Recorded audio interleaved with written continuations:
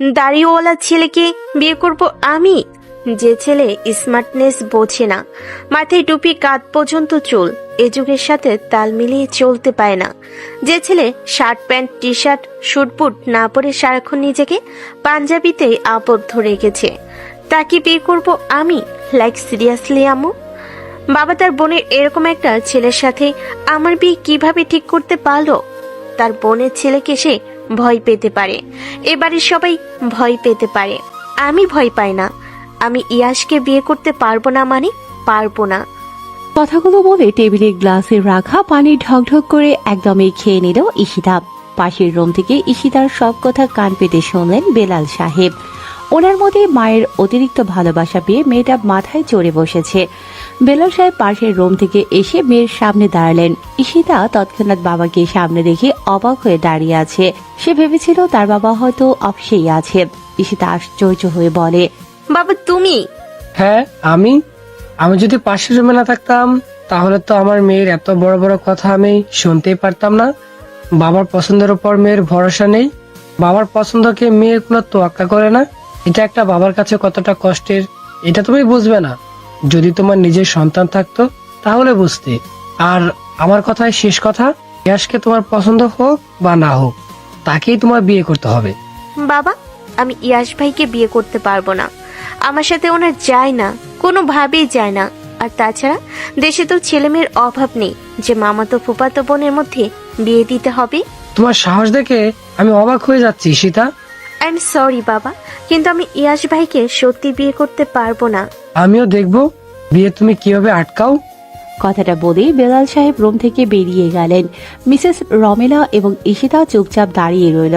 এক পর্যায়ে ঈশিতা রাগ করে ব্যাগটা নিয়ে বেরিয়ে গেল। ঈশিতা এবার চতুর্থ বর্ষে পড়াশোনা করছে। ভার্সিটি খুব একটা দূরে না বিধায় বাড়ি থেকে যাতায়াত করে। পড়াশোনা যেহেতু প্রায় শেষের দিকে, তাই বেলাল সাহেব ঠিক করেছেন বোনের ছেলের সাথে মেয়ের বিয়ে দেবেন। কিন্তু ঈশিতা কোনোভাবেই ইয়াশকে বিয়ে করতে রাজি না, কারণ ইয়াশ রাজনীতির সাথে জড়িত। রাগী স্বভাবের কেমন একটা সেকেলে ভাব ও আছে তার মধ্যে, যা ঈশিতার পছন্দ না। ঈশিতা বেরিয়ে যায় হয়তো বন্ধুদের সাথে দেখা করে বিয়ে ভাঙার কোনো প্ল্যান করবে। মিসেস রমেলা মেয়ের এমন ব্যবহার দেখে কপাল চাপড়াচ্ছেন। তার অতিরিক্ত ভালোবাসায় মেয়ের অবস্থা এমন হয়েছে যা এখন ঠিক করানো নয়।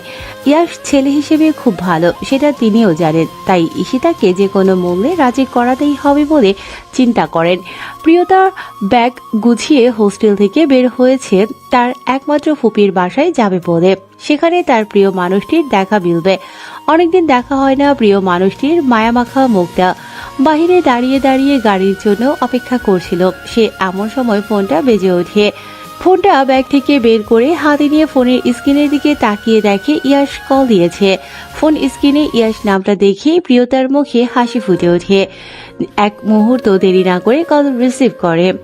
আসসালামু আলাইকুম ভাইয়া। ওয়ালাইকুম আসসালাম। আছিস কোথায় এখন? আমি এই যে আমার হোস্টেল থেকে বের হয়েছি, ফুপি কল দিয়েছিল বাসায় যাওয়ার জন্য। হ্যাঁ, মা আমাকে বলেছিল তোকে নিয়ে আসতে, কিন্তু আমার একটা ইমার্জেন্সি কল এসেছে, এক জায়গায় যেতে হচ্ছে। আমি কি তোকে নিয়ে আসতে কাউকে পাঠিয়ে দেব? না, কারো আসতে হবে না, আমি একটা রিক্সা নিয়ে চলে আসব। পারবি আসতে? হ্যাঁ, 10 মিনিটেরই তো রাস্তা, আমি পারবো আসতে, আপনি নিশ্চিন্তে থাকতে পারেন। ঠিক আছে, তাহলে সাবধানে আয়, আমার এখনই বের হতে হবে। রাখছি তাহলে। ঠিক আছে, আল্লাহ হাফেজ। আল্লাহ হাফেজ। প্রিয়তা আর কিছু না বলে কল কেটে দেয়। নিজেই একা একা কথা বলতে থাকে। এই লোকের ব্যস্ততা কখনো যাবে না, সারা দিন রাত এটা ওটা নিয়ে ব্যস্ত আছে তো আছেই।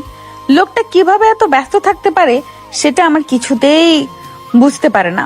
একটু এখান থেকে বাসা অবধি সাথে করে নিয়ে গেলে কি এমন ক্ষতি হতো?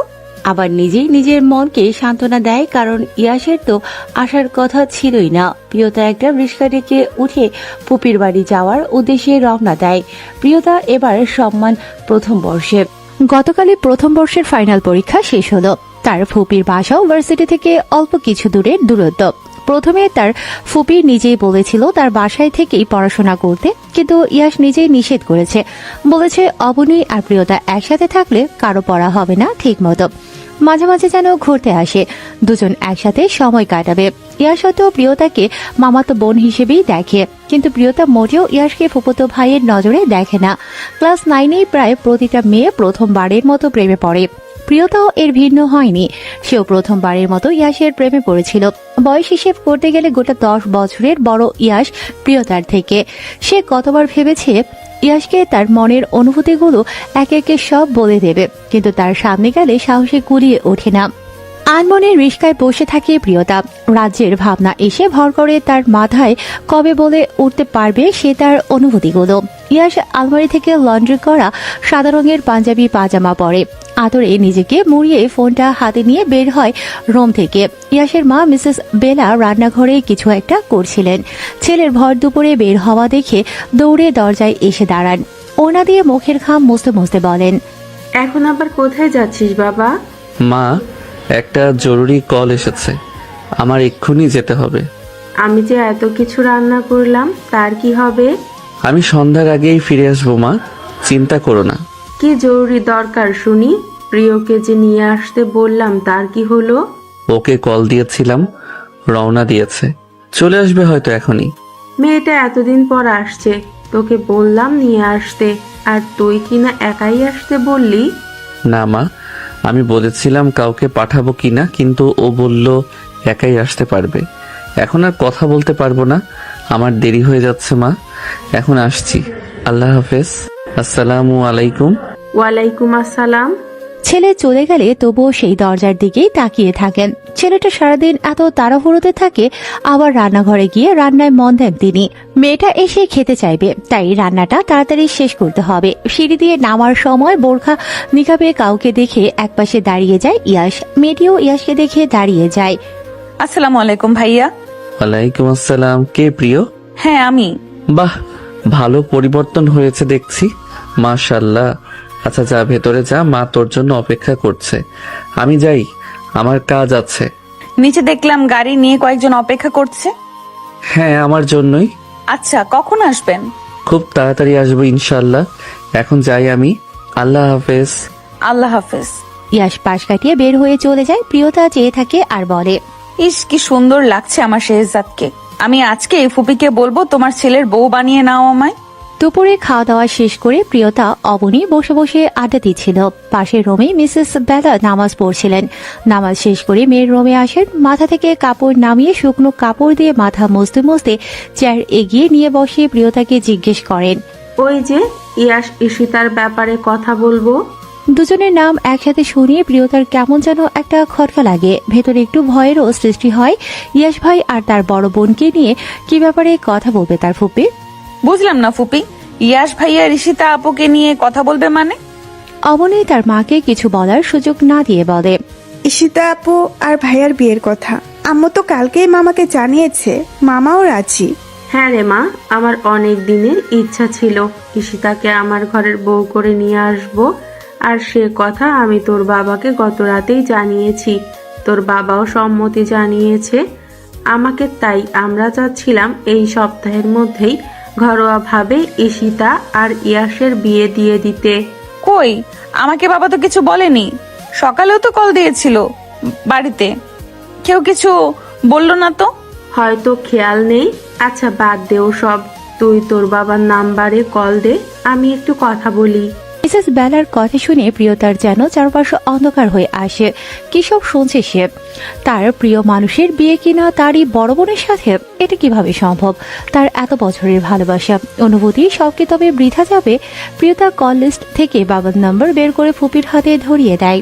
কি রে, কল দিয়ে দিবি না তাহলে? ও হ্যাঁ। প্রিয়তা আবার ফোনটা নিয়ে বাবার নম্বরে কল দেয়। রিং হলে ফোনটা মিসেস বেলার হাতে ধরিয়ে দেয়। প্রিয়তা মাথা নিচু করে বসে আছে। প্রিয় মানুষকে দেখার উছিলায় এসেছিল সে। ভেবেছিল কয়েকদিন থাকবে আর ইয়াশকে সময় সুযোগ বুঝে বলে দেবে যে সে তাকে ভালোবাসে, কিন্তু এখন যা শুনছে তাতে নিজের সুখ দুঃখ জলাঞ্জলি দিতে হবে। ফোন রিং হওয়ার সাথে সাথে বেলাল সাহেব কল রিসিভ করেন। মিসেস বেলা খুব উৎসাহের সাথে সালাম দেন। আসসালামু আলাইকুম ভাই। ওয়ালাইকুম সালাম। কেমন আছিস বোন? জি ভাইয়া, ভালো আছি। আপনি কেমন আছেন? আর ভাবি কেমন আছেন? হ্যাঁ, বাসার সবাই ভালো আছে। প্রিয়তা তোদের ওখানে গেছে? না মানে ওর ফোন নাম্বার যে এটা? হ্যাঁ ভাই, কিছুক্ষণ আগেই এসেছি। রাতে ওই ব্যাপারটায় কথা বলার জন্য আবার ফোন দিয়েছিলাম। তুই একদম চিন্তা করিস না, মেয়েটাও বড় হয়ে গেছে আর আমিও চাচ্ছি খুব তাড়াতাড়ি বিয়ে দেওয়ার জন্য। ইয়াসের মতো ভালো ছেলে তো আর হয়ই না। যাক আলহামদুলিল্লাহ। ঈশিতার কি খবর? তোর তো নারাজি হওয়ার কিছু নেই, তোর এসব নিয়ে একদম চিন্তা করতে হবে না। সব ব্যাপারগুলো আমি দেখে নেব, তুই শুধু বল। তাদের দুজনের আলাদা আলাদা হাতগুলো আমরা কবে একসাথে করে দেব? ভাই, আমি ভাবছিলাম যে ওদের দুজনের বিয়ে এই সপ্তাহের মধ্যেই দিয়ে দিলে হয় না? তুমি তো জানোই ইয়াশ কেমন, ও কোনোভাবেই বিয়ের অনুষ্ঠান করতে দেবে না। ও তো এখন বিয়েই করতে চাইছিল না, কিন্তু ওর বয়সী ছেলেদের 2-1টা করে বাচ্চা হয়ে গেছে, অথচ সে বিয়েই করতে চায় না। অনেক কষ্টে রাজি করিয়েছি। আমি জানি আমার ছেলের আলাদা কোনো পছন্দ নেই, তবুও জিজ্ঞেস করেছিলাম তার কোনো পছন্দ আছে কিনা। সে বলেছে তার কোনো পছন্দ নেই, আমরা যা করব তাতেই সে রাজি। অনেকদিন হলো আমাদের বাড়িতে আসা হয় না তো তোদের, এসে ঘুরে যা আর ঈশিতাকেও দেখে যা। নিজেদের মেয়েকে আবার দেখার কি আছে বলো তো? একেবারেই বিয়ের জন্যই যাব। রাতে ইয়াসের বাবা বাড়ি ফিরলে ফোন দিয়ে কথা বলতে বলবো। তুমি ওনার সাথে কথা বলে আজকেই বিয়ের তারিখ ঠিক করে ফেলো তাহলে। আচ্ছা ঠিক আছে, আমি রাতে কল দেবো তাহলে। ঠিক আছে। না, প্রিয়তার সাথে কথা বলো। মিসেস বালা ফোনটা প্রিয়তার দিকে এগিয়ে দেয়। প্রিয়তা ফোনটা নিয়ে ফুপির দিকে তাকিয়ে মিথ্যে একটা হাসি দেয়। হ্যাঁ বাবা, বলো কেমন আছো? হ্যাঁ রে মা, ভালো আছি। তুই কেমন আছিস বলতো? পরীক্ষা কেমন হলো? আমিও আলহামদুলিল্লাহ ভালো, আর আমার পরীক্ষাও ভালো হয়েছে। কিন্তু তুমি আমার সাথে এটা ভালো করলে না। কি ভালো করলাম না আমার মেয়ের সাথে? এই আপুর বিয়ে ঠিক হয়ে যাচ্ছে এই কথাটা আমি মাত্র জানলাম কেন? ও আচ্ছা, এই কথা। তোর ফুপি তো রাতে বলেছে আমাকে, তখন তো তুই হয়তো ঘুমাচ্ছিলি, তাই আর বলিনি। সকালে যে কথা হলো। একটুও মনে নেই রে মা। তুই বাসায় আসবি কখন? বাসায় এলে সব বলবো। আর বলতে হবে না, থাক। রাগ করে না মা, আগামীকালে চলে আয়। বাবার মেয়ের অনেক কথা আছে তো। এইভাবে ভুলিয়ে ভালিয়ে পরিস্থিতি সামলাও তুমি সব সময়। তোর বাবা বলে কথা। হ্যাঁ হ্যাঁ, বুঝেছি বুঝেছি। আচ্ছা মা, এখন রাখছি, পরে কল দেবো। ঠিক আছে। প্রিয়তা ফোন রেখে দেয়। মিসেস বেলাও চলে যান রুম থেকে। অবনী ফোন ঘাটাঘাটি করতে ব্যস্ত, সেই সুযোগে প্রিয়তা রুম থেকে বেরিয়ে ওয়াশরুমে চলে যায়। আয়নার সামনে দাঁড়িয়ে কিছুক্ষণ চোখ বন্ধ করে থাকে। হঠাৎ করে পাওয়া এতটা বিষণ্ণতা হয়তো জোরে চিৎকার করে কান্না করে উদযাপন করতে হতো, কিন্তু সে উপায়ও তো নেই। এক জায়গায় দাঁড়িয়ে অধৈর্য হয়ে কান্না করতে থাকে প্রিয়তা। আজ যেন তার কান্নারই দিন। সবকিছু উপেক্ষা করে তাকে হারানোর কান্না কাঁদতে হবে। রাতে চা বানিয়ে সবাইকে দিতে দিয়ে প্রিয়তা 1 কাপ চা ইয়াসের জন্য নিয়ে যায় তার রুমে। ইয়াস ল্যাপটপে কিছু একটা করছিল। প্রিয়তা চা রেখে বাইরে যাওয়ার উদ্দেশ্যে পা বাড়ায়। কারো রুমে প্রবেশের আগে অনুমতি নিয়ে প্রবেশ করতে হয়। ইয়াসের কথা শুনে দাঁড়িয়ে যায় প্রিয়তা। একেই তো মন খারাপের জন্মদিন, তার উপর প্রিয় মানুষের এমন কথা। সব মিলিয়ে যেন অন্ধকার নেমে আসে প্রিয়তার জীবনে। প্রিয়তার কথা বাড়াতেই ইচ্ছে করছিল না, কেমন যেন অভিমান হচ্ছিল ইয়াসের উপর। সে কি কিছুই বোঝেনি এতদিনে তার ব্যবহারে? এখন যেহেতু নিজের বোনের সাথে বিয়ের কথা চলছে, এখানে নিজের বিষয়ে কথা বলা স্বার্থপরের পরিচয় দেয়া সমান কথা। তাই আর কথা বাড়াবে না বলে ঠিক করে। আজকে থেকে যেন এই পুরুষটি তার জন্য একেবারে নিষিদ্ধ হয়ে গেল। কি হলো, কিছু না বলে দাঁড়িয়ে আছিস কেন? পুরুষ মানুষের রুমে একা ঢুকতে নেই, জানিস না? সরি। প্রিয়তার সব মেনে নেওয়া সামান্য সরিতে অবাক হয়ে যায় ইয়াস। ল্যাপটপ থেকে এবার চোখ উঠিয়ে তাকে দেখে নেয়। বিষণ্ণতা ভর করেছে সেটা স্পষ্ট, আবার কাজে মন দেয় সে। পর্দা কাউকে দেখানোর জন্য না করে আল্লাহকে ভয় করে করবি। তোর বোনের সাথে আমার বিয়ে হতে যাচ্ছে, তাকে না হয় আমি ঠিক করে নেব, কিন্তু তুই? আমার বিষয়ে আপনাকে ভাবতে হবে না।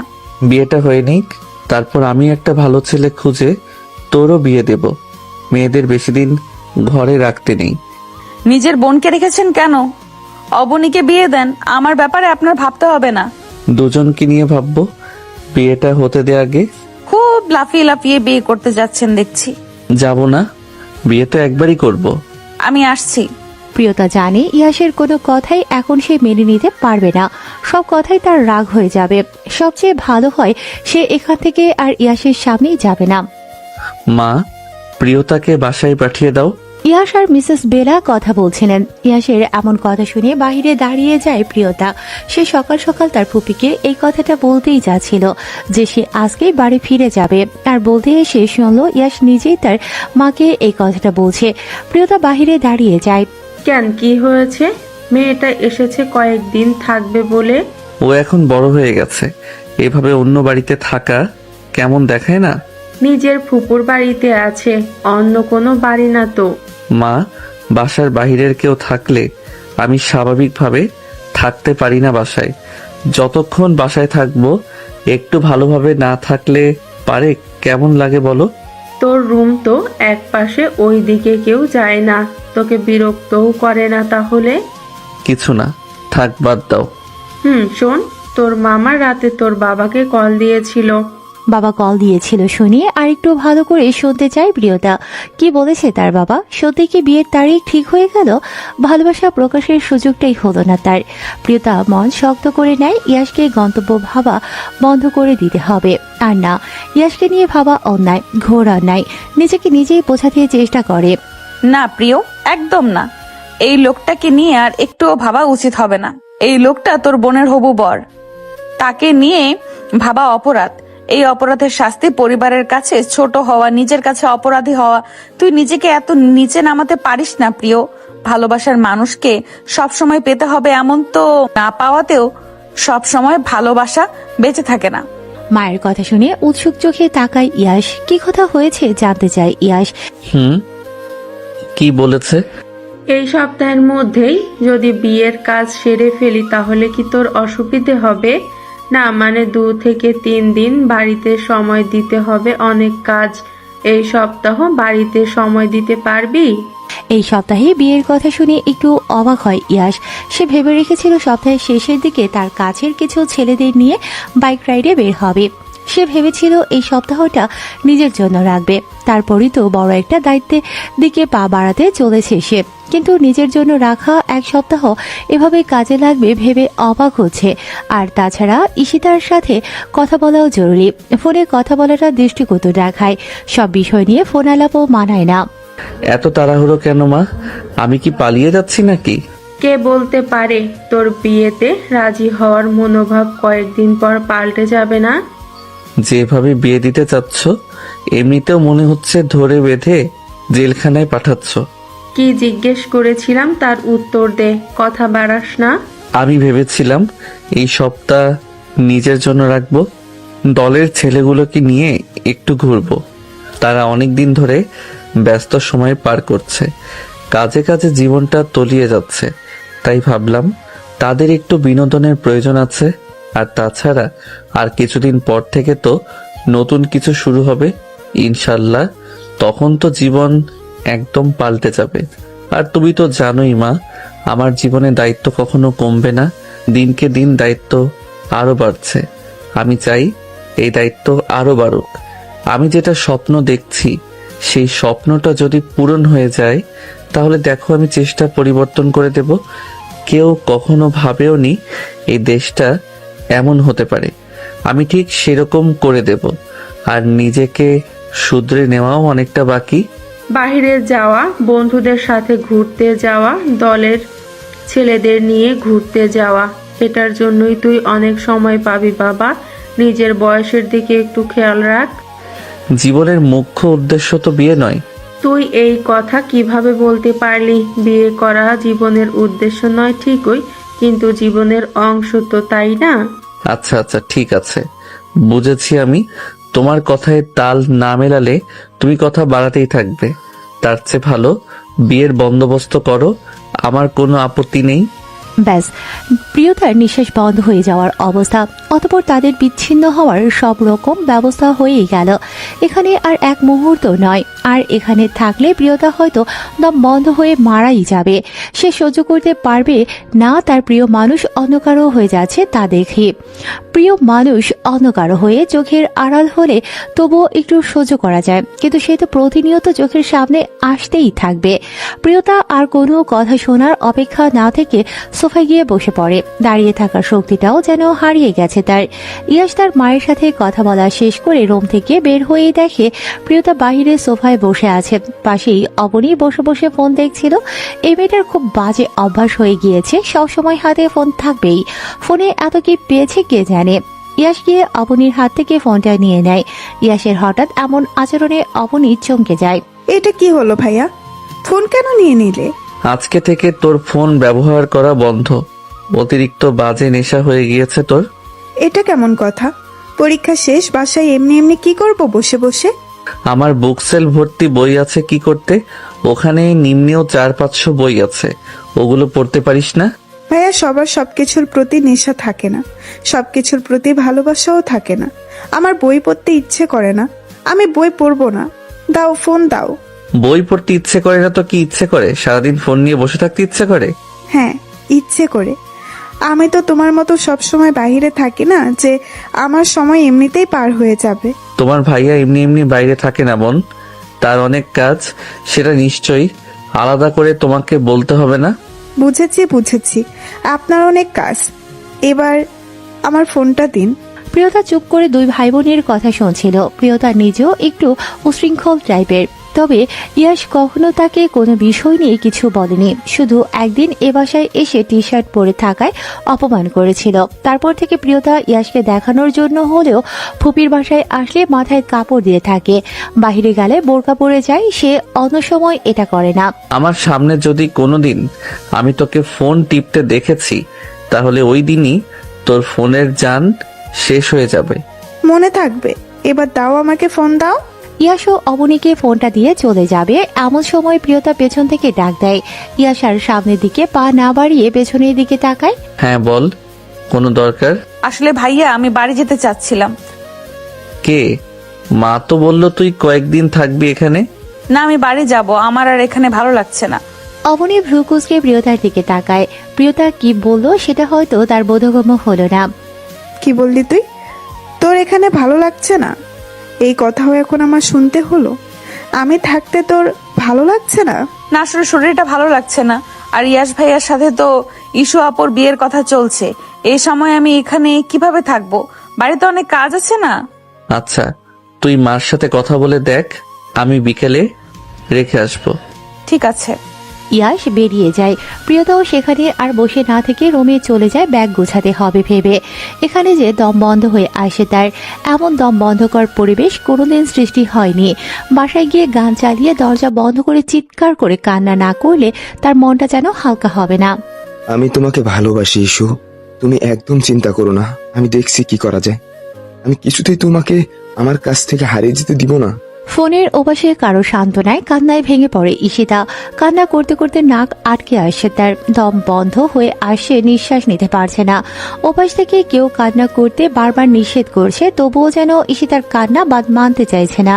তুমি চিন্তা করো না, আমি প্লেনের টিকিট কেটেছি, এই সপ্তাহের মধ্যে চলে আসছি। আমিও ইয়াশ ভাইয়ের সাথে কথা বলবো এ ব্যাপারে। তুমি যদি ওনাকে বুঝিয়ে বলতে পারো, তাহলে তার সাথে একা দেখা করো, কথা বলো, দেখো পরিস্থিতি খানিকটা সামাল দিতে পারো কিনা। আমি আজকেই কল দেবো ওনাকে, আগামীকাল দেখা করতে বলবো। ঈশিতা কথা বলে কিছুক্ষণ পর ফোনটা রেখে দেয়। সে এতক্ষণ কথা বলছিল তার প্রেমিক আবিরের সাথে। আবির বাহিরের দেশে পড়াশোনা শেষ করে সেখানে ভালো একটা জব পেয়েছে 3 মাস যাবৎ। ঈশিতা ভেবেছিল আবির বছর খানেক জব করে বাসায় তার ব্যাপারটা জানাবে, কিন্তু বাড়িতে অন্যরকম পরিবেশ সৃষ্টি হয়ে যাওয়ায় সে আর রিস্ক নিতে চায় না। ভালোবাসার মানুষকে ছেড়ে দিতে চায়। যারা ছেড়ে যায় তারা হয়তো কখনো ভালোবাসেইনি বা ভাগ্য তাদের সহায় হয়নি। গাড়ি এসে প্রিয়তাদের বাড়ির সামনে থামে। প্রিয়তার সারা রাস্তা অন্যমনস্ক ছিল, একটা কথা বলেনি ইয়াসের সাথে। ইয়াস এমনিতেও সবার সাথে বেশি কথা বলতে পছন্দ করে না, তার জন্য চুপচাপ পরিবেশই ইয়াসের জন্য ভালো। কিন্তু প্রিয়তা অনেক বেশি কথা বলে, সেজন্য এই চুপচাপ পরিবেশটা একটু অন্যরকমই লেগেছে। বাড়ির সব ভাই বোনেরা এক হলে এই মেয়েটা বেশি কথা বলে। অট্টহাসিতে যেন তার উপস্থিতি বুঝিয়ে দেয়। কতবার ধমক দিয়ে চুপ করিয়ে দিয়েছে তাকে। ইয়াস গাড়ি থামিয়ে সামনের দিকে তাকিয়েই বলে, কিরে, নামবি না নাকি এখানে এভাবেই বসে থাকবি? ইয়াসের কথায় বাস্তবে ফিরে আসে প্রিয়তা। এতক্ষণ তার মন কোথায় পড়েছিল কে জানে। হ্যাঁ, কিছু বললেন আমাকে? বললাম বাড়ি তো চলে এসেছিস, নামবি না? ও চলে এসেছি এত তাড়াতাড়ি? হ্যাঁ, চলে এসেছিস, যা বাসায় যা। আর শোন, যেভাবে দিন কাটাচ্ছিস এভাবে কাটালে কবে দিন শেষ হয়ে যাবে বুঝতেই পারবি না, আফসোস করতে হবে। কিসের আফসোস? এই যে আমাদের কেন দুনিয়াতে পাঠানো হয়েছে আর আমরা কি করছি, তুই কি জানিস? এই যে তুই যেভাবে চলাচল করিস এটা ঠিক না। আমি শালীন ভাবেই চলাচল করি তো। চলাচল 3 ধরনের: শালীন, অশালীন আর পর্দার সহিত চলাচল। বাড়িতে মাহারামের সামনে শালীন আর নন মাহারাম বাইরের জন্য পর্দা। তুই যে এভাবে বের হয়েছিস তোরও গুনাহ, যে তোকে দেখবে তারও গুনাহ। একটা ভালো ইমানদার কোনো ছেলেই কিন্তু এরকম স্ত্রী চাইবে না। আমার আপু তো আমার চেয়েও আরো এক কাঠি ওপরে, তাহলে তাকে কেন বিয়ে করছেন?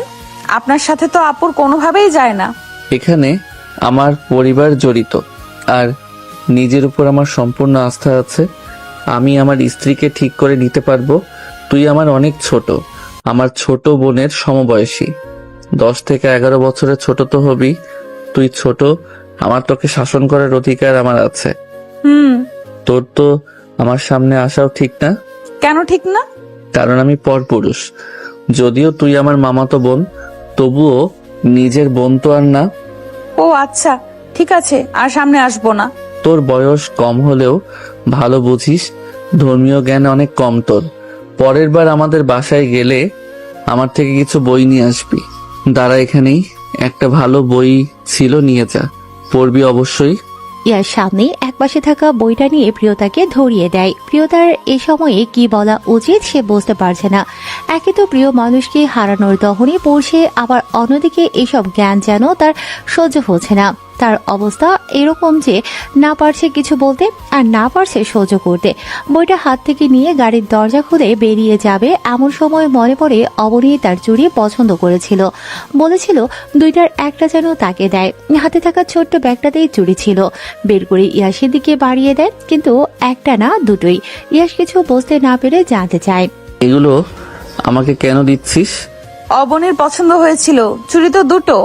সে বলেছিল একটা তাকে দিতে, কিন্তু আমার মনে ছিল না দিয়ে আসার কথা। আপনি এটা সাথেই রাখেন, বাসায় গিয়ে ওকে দিয়ে দেবেন। তুই এটা পছন্দ করে কিনেছিস না? হ্যাঁ, কিনেছিলাম। এটা তোর কাছে রেখে দে, আমি ওকে কিনে দেব। পছন্দের জিনিস কাউকে দিতে নেই। ভালোবাসার মানুষটাই নির্দ্বিধায় অনিচ্ছায় অন্যকে দিয়ে দিতে হয় কখনো কখনো। পছন্দের জিনিস না হয় নিজের ইচ্ছাতে ভালোবেসে দিলাম কাউকে, আমার পছন্দের জিনিসটা তারও যে পছন্দের। বুঝলাম না।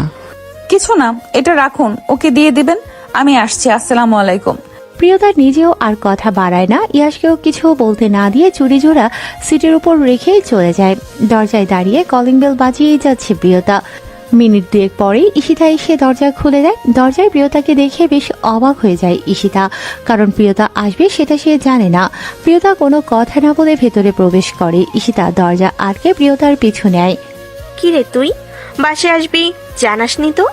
ঈশিতার কথায় কোনো জবাব না দিয়ে নিজের রুমে চলে যায়।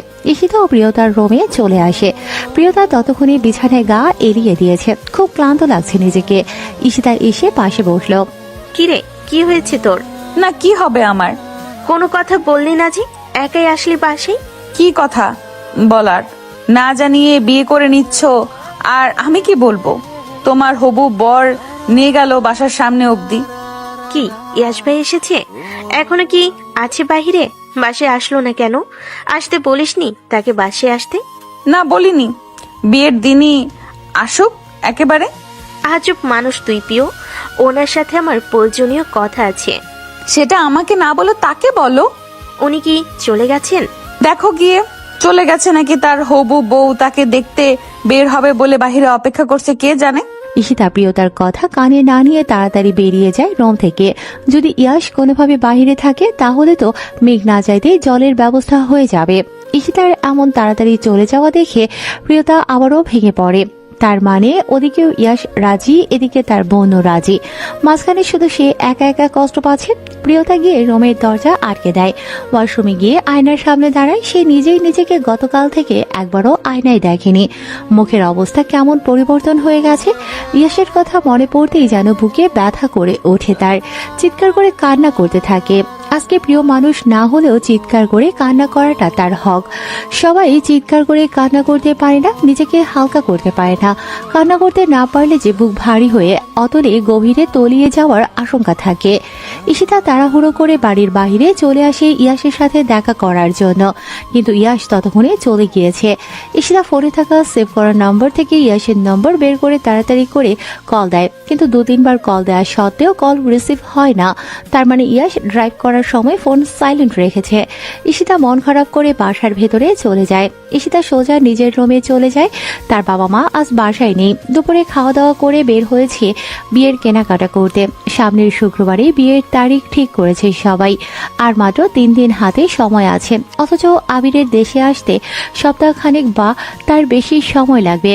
এই পরিস্থিতিতে ইয়াসের সাথে কথা বলা ছাড়া উপায় নেই, কারণ সেদিন ওরকম করে কথা বলায় তার বাবা একদম বেঁকে বসেছে, তার কোনো কথাই শুনছে না। ঈশিতার যেন দম বন্ধ হয়ে আসে। ইয়াসের সাথে যত তাড়াতাড়ি সম্ভব কথা বলতে হবে। ইয়াসই একমাত্র ব্যক্তি যে কিনা সমস্যার সমাধান করতে পারবে। ঈশিতা বসে বসে ইয়াসের ফোনের অপেক্ষা করতে থাকে। ইয়াস ফোন দিলে সে দেখা করার কথা বলবে বলে ভেবে রাখে। ফোনটা পাশে রেখে বারবার তাকিয়ে দেখছে, কিন্তু ফলাফল শূন্য। প্রিয়তা ফ্রেশ হয়ে এসে খাটের উপর বসে পড়ে। কি করবে কিছু বুঝতে পারছে না। বাসায় কেউ নেই, পুরো ফাঁকা ফাঁকা লাগছে। দুপুরে সে ও বাড়ি থেকে খেয়েও আসতে পারেনি। গলা দিয়ে যেন খাবার নামা বন্ধ করে দিয়েছে। প্রচন্ড খিদে পেয়েছে তার, কিন্তু খেতে ইচ্ছে করছে না। বিছানার বালিশের দিকে চোখ গেলেই দেখে বইটা হাতে নেই সে। বইটা নেড়েচেড়ে দেখে, হ্যাঁ এই বইটাই তো ইয়াস তখন তাকে হাতে ধরিয়ে দিয়েছিল। বইয়ের নাম চোখে দেখা কবরের আযাব। এখন তার ফোন ঘাটাঘাটিও করতে ইচ্ছে করছে না। তার চেয়ে ভালো সে প্রিয়জনের বইটা পড়ুক। প্রিয়তা বালিশ উঁচু করে পেছনে হেলান দিয়ে বইটা পড়া শুরু করে। একটা একটা করে ঘটনা পড়ছে, আর একবার করে বই বন্ধ করে কি যেন ভাবছে। তারপর আবার বই খুলে পড়া শুরু করছে। এভাবে বিকেল থেকে সন্ধ্যা পর্যন্ত বইটা পড়তে থাকে। তার আগ্রহ যেন বেড়ে চলেছে। আর কি কি বিষয় লেখা আছে বইটায়, এতক্ষণে যেন সে বইটার ভেতরে ঢুকে গিয়েছে। অর্ধেকের বেশি প্রায় শেষ করে ফেলেছে সে। দরজায় মায়ের গলা শুনিয়ে বইটা বন্ধ রেখে দরজা খুলে দেয় প্রিয়তা। মাকে অনেকদিন পর দেখে জড়িয়ে ধরে সে। কিছুক্ষণ পর উভয়ে নিজেদের ছাড়িয়ে নেয়। না জানিয়ে চলে আসলি যে?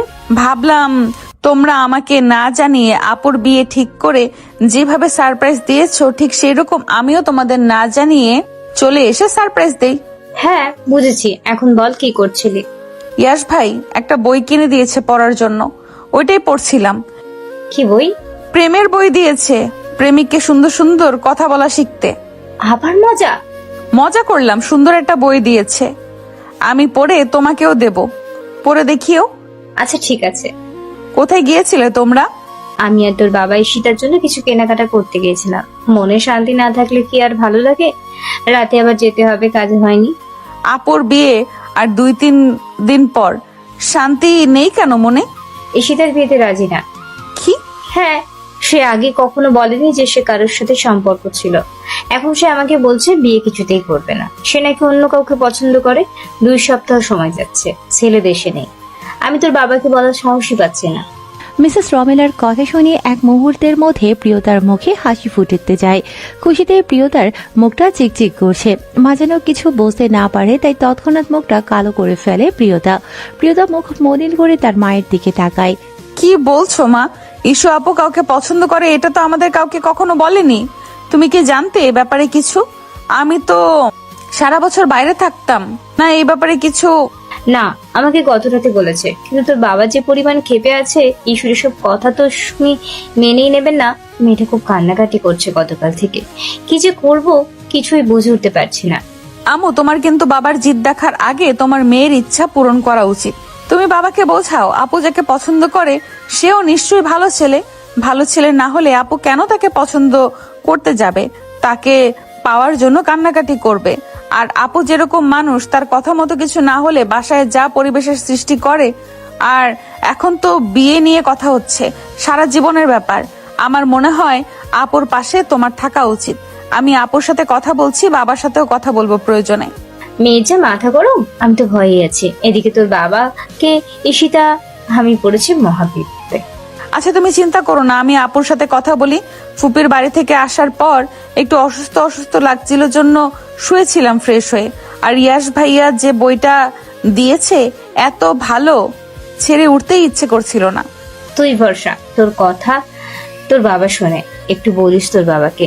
আমি তো এইসব কান্না দেখতে পাচ্ছি না রে মা।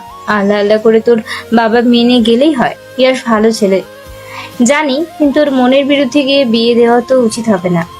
আচ্ছা মা, তুমি যাও, ফ্রেশ হয়ে নাও, বিশ্রাম নাও। আমি গিয়ে আপুর সাথে দেখা করি, তারপর সময় বুঝে বাবার সাথে কথা বলবো। আরো কিছুক্ষণ কথা চলে মা আর মেয়ের মধ্যে। প্রিয়তা মনে মনে খুশি হলেও আরেকটা দিক তাকে ভীষণ ভাবাচ্ছে। বিষয়টা যদি অন্যদিকে চলে যায়, তাহলে তার বাবা যদি সত্যি সত্যি জোর করে ইয়াসের সাথে ঈশিতার বিয়ে দিয়ে দেয়, তাহলে তো খুব খারাপ হয়ে যাবে। ইয়াস বিষয়টা জানলে হয়তো বিয়ে থেকে পিছু পাওয়া হতে পারে। প্রিয়তার মা মিসেস রমেলা নিজেদের রুমের দিকে চলে গেলে প্রিয়তা এবার ঈশিতার রুমে প্রবেশ করে। ঈশিতা তখন তার প্রেমিক আবিরের সাথে ফোন আলাপ করছিল। রুমে প্রিয়তাকে দেখে ফোনটা মুহূর্তের মধ্যে রেখে দিয়ে চুপ করে বসে। প্রিয়তা এগিয়ে এসে ঈশিতার সামনাসামনি বসে। সে স্পষ্ট খেয়াল করে ঈশিতার চোখে পানি। একটা দীর্ঘ নিঃশ্বাস ফেলে প্রিয়তার দিকে তাকায় ঈশিতা। কিছু বলবি? হ্যাঁ বলবো, তারপরে আগে শুনতে এলাম। কি শুনতে এলি? এই যে তুমি কাউকে পছন্দ করো, সেটা আগে কাউকে কেন বলনি? কে জানতো বাবা এমন আচরণ শুরু করবে? তুমি ইয়াশ ভাইয়াকে নিয়ে যা তা বলেছ জন্যই তো বাবা এতটা ক্ষেপে গেছেন। আমি ইয়াশ ভাইকে মানুষ হিসেবে অপছন্দ করি তা না, আমি একজনকে ভালোবাসি। তাকে রেখে আমি অন্য কাউকে কিভাবে বিয়ে করব? পছন্দ করো কাকে তুমি? ওর নাম আবির। অনেক কষ্ট করে কানাডা গিয়েছে 5 বছর আগে। ওখানে পড়া শেষ করে ভালো একটা জব পেয়েছে। আবির বলেছিল কয়েক মাস গেলে ও দেশে আসবে, এসে বিয়ে করে আমাকে ওর সাথে নিয়ে যাবে। আবিরকে আগে থেকেই পরিচিত তোমার? হ্যাঁ, আমার কলেজ ফ্রেন্ড। সম্পর্ক বেশি দিনে না। আচ্ছা বুঝলাম। প্রিয়, তোর কথা তো বাবা শোনে। প্লিজ তুই বাবাকে বল না আবিরকে যেন মেনে নেই। উনি না মেনে নিলে তো আমাদের বিয়ে হবে না। ও সামনের সপ্তাহে আসছে দেশে, শুধুমাত্র আমার জন্য। বাবা মেনে নিলে বিয়ে হবে না, এইটা তো খুব জানা। প্রেম করা যে বড় গুনাহ, এটা জানো না? জানি তো, ভুল হয়ে গেছে। তার জন্য আমি মাপ চেয়ে নিচ্ছি আল্লাহ তাআলার কাছে। উনি তো সবসময় ক্ষমা করে দেন। আবিরকে আমার জীবনে অনেক প্রয়োজন। ওকে ছাড়া আমি কিছুই ভাবতে পারি না। তুই প্লিজ কিছু কর না আমাদের জন্য। আগে ছেলের সাথে কথা বলা আমাকে। ওকে, কি বলবি? কথা বলাবি না? দাঁড়া দাঁড়া, কল দিচ্ছি ওকে। ভিডিও কল দিবি, আমি দেখবো তাকে আগে, তারপর সবকিছু। ঠিক আছে। ঈশিতা আবিরকে পুনরায় কল দেয়। সাথে সাথে ওপাশ থেকে কল রিসিভ হয়ে যায়। ওপাশের মানুষটাও এই একদিনে কেমন হয়ে গেছে। প্রিয় মানুষ, একেই তো 1000 মাইল দূরে, তার উপর বিয়ের কথা 3 দিনের মধ্যে, তাহলে তো খারাপ থাকার কথাই। ঈশিতা কথা বলে জানিয়ে দেয় তার ছোট বোন প্রিয়তা কথা বলবে। আবির প্রথমে ইতস্তত বোধ করলেও পরে রাজি হয়ে যায়, এটা ভেবে যে যদি কোনো উপকার হয়। ঈশিতা ফোনটা প্রিয়তার হাতে ধরিয়ে দেয়। ফোনটা সামনে নিয়ে প্রিয়তা প্রথমে সালাম দেয়। ওপাশ থেকে আবিরও সালামের জবাব দেয়। প্রিয়তা এক নজর দেখে বুঝে যায় উনিও খুব চিন্তায় আছেন। মুখের মলিন অবস্থা স্পষ্ট বলে দিচ্ছে রাতে হয়তো ঘুম হয়নি। কি অবস্থা ভাইয়া? এক্ষুনি যদি চেহারার এই অবস্থা হয়, তাহলে আমার বাবা তো বাড়ির জামাই হিসেবে আপনাকে পছন্দই করবে না। এমন চেহারা কেন বানিয়েছেন শুনি? সেটা তো আপনার অজানা না কেমন পরিস্থিতির মধ্যে দিয়ে যাচ্ছি আমরা। আমি আপনার অনেক ছোট, সুতরাং তুমি করেই বলতে পারেন। আর শোনেন, চিন্তার কোনো কারণ নেই। প্রিয়তা আছে, আর তার আপুর জন্য আমি থাকতে কোনো অঘটন ঘটতে হবে না, ঘটবেও না, কথা দিলাম। তবে আপনাকেও একটা কথা দিতে হবে, তবেই আমি আমার কাজ করব। হ্যাঁ হ্যাঁ হ্যাঁ, যে কোনো মূল্যে আমি ইস্যুকে চাই। আপনাকে কথা দিতে হবে, আপনি এত ভালো বর হয়ে দেখাবেন যেন আমার বাবার আফসোস করে বলতে হয় যে ইস, এরকম একটা ছেলে হাতছাড়া করতে যাচ্ছিলাম। এই ছেলের মতো কেউ আমার মেয়েকে ভালো রাখতে পারতো না। কথা দিলাম, আমার ভালোবাসাকে সবসময় আমি ভালো রাখবো। এমন সময় ঈশিতার ফোনে ইয়াসের কল আসে। নেটওয়ার্কের সমস্যা হলে প্রিয়তা ইয়াসের কল কেটে দেয়। আবিরকে ভালোভাবে বুঝিয়ে ফোনটা কেটে দেয়। প্রিয়তা এবার ঈশিতার কাছে জানতে চায় ইয়াস কেন কল দিচ্ছে। ঈশিতা জানায় সে ভাবছে ইয়াসের সাথে দেখা করবে। প্রিয়তাও ভেবে দেখে সবকিছু মসৃণভাবে শেষ করতেই ইয়াসের দিক থেকেই সবকিছু নিষেধ করতে হবে। নিজের ভাবনা অনুযায়ী প্রিয়তা ঈশিতাকে ফোন এগিয়ে দিয়ে কথা বলতে বলে। প্রিয়তা ঈশিতাকে জানিয়ে দেয় সে যেন ইয়াশকে কালকে দেখা করতে বলে সন্ধ্যায়। ঈশিতাও ইয়াশকে চিন্তানো অনুযায়ী কল দেয়। ওপাশ থেকে খুব তাড়াতাড়ি কল রিসিভ করে ইয়াশ। আসসালামু আলাইকুম। ওয়ালাইকুম সালাম। সালামের জবাব দিতেই ঈশিতা প্রিয়তার দিকে তাকায়। কথা বলতে তার ভয় ভয় লাগছে। পাশ থেকে প্রিয়তা সাহস জোগাচ্ছে। আমি ঈশিতা। হ্যাঁ, নম্বর সেভ আছে আমার কাছে। আচ্ছা, আপনার সাথে আমার কিছু কথা ছিল। হ্যাঁ, শুনছি আমি। ফোনে না, দেখা করে যাবে? আগামীকাল সময় হবে আপনার? আগামীকাল কখন? বিকেলবেলা বা সন্ধ্যা, আপনি যখন বলেন। আচ্ছা, বিকেলের শেষে সন্ধ্যার আগে দেখা করা যায়। বাই দা ওয়ে, কোনো সমস্যা? কথা বলতে গিয়ে ঈশিতা স্পষ্ট বুঝতে পারছে তার গলা কাঁপছে। তবুও সে নিজেকে সামলে নেয়। নিজের ভবিষ্যৎ ঠিক করতে এতটুকু সাহস করতেই হবে। নিজের জড়তা কাটিয়ে বলে, দেখা হলেই না হয় সব বলি। আমি আর প্রিয়তা আগামীকাল বের হচ্ছি, তাহলে লোকেশনে আপনাকে জানিয়ে দিব। ঈশিতা ফোন রাখার সাথে সাথে জোরে একটা নিঃশ্বাস ফেলে। মনে হলো বুকের উপর থেকে ভারী কিছু নেমে গেল। পাশ থেকে প্রিয়তা কিছু একটা ভেবে মুচকি হাসে। থাকো, চিন্তা করো না, আমি গিয়ে বইটা শেষ করি। বলেই প্রিয়তা নিজের রুমের দিকে অগ্রসর হয়। ঈশিতা আর ইয়াশ সামনাসামনি বসে আছে। প্রিয়তা ঈশিতার পাশে বসে আছে। প্রিয়তা আজকে সত্যি সত্যি নিজের ইচ্ছেতে বোরকা আর নিকাবে নিজেকে ঢেকে এসেছে, কারণ সে ইয়াশকে বলেছিল তার মুখ আর ইয়াশ দেখবে না। নিজের কথা রেখেছে প্রিয়তা। সে বারবার ঈশিতাকে কনুই দিয়ে ধাক্কাচ্ছে কথা বলার জন্য, কিন্তু ঈশিতা চুপচাপ বসে আছে, ভয়ে কিছুই বলতে পারছে না। ওদিকে ইয়াশ ফোন ঘাটাঘাটি করতে করতে চোখ তুলে ঈশিতার দিকে তাকায়। এভাবে বসে থাকার জন্য আমি এসেছি? না মানে, কি মানে করছো আপু? তুমি যে বিয়ে করবে না সেটা সাফ সাফ বলে দাও তো। প্রিয়তা দেখছিল ঈশিতা কোনোভাবেই সাহস পাচ্ছে না ইয়াশকে কথাটা বলার।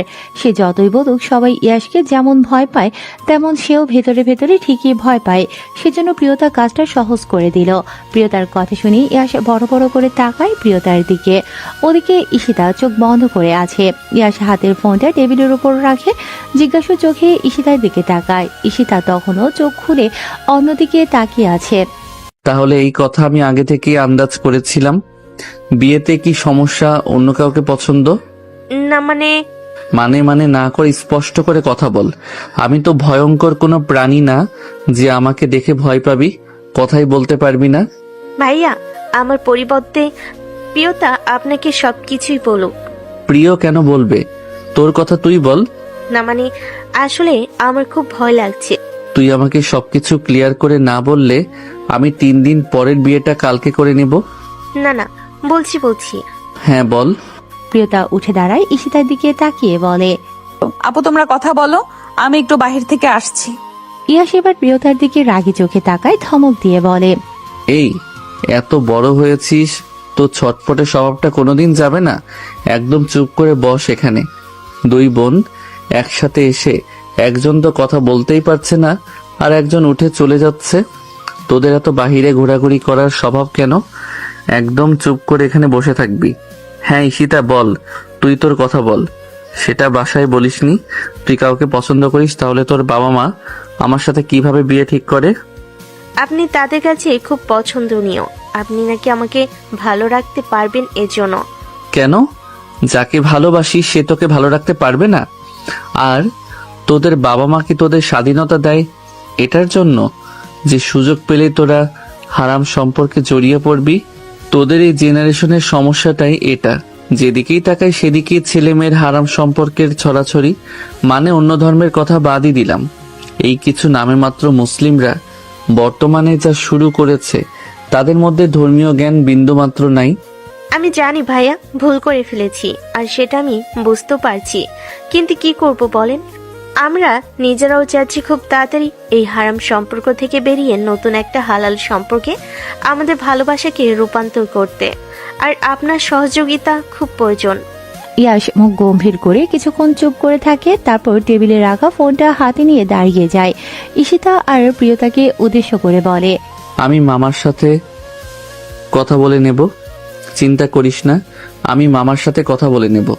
এখন দুজন এখানে আর এক মুহূর্ত দেরি না করে বাসায় চলে যা।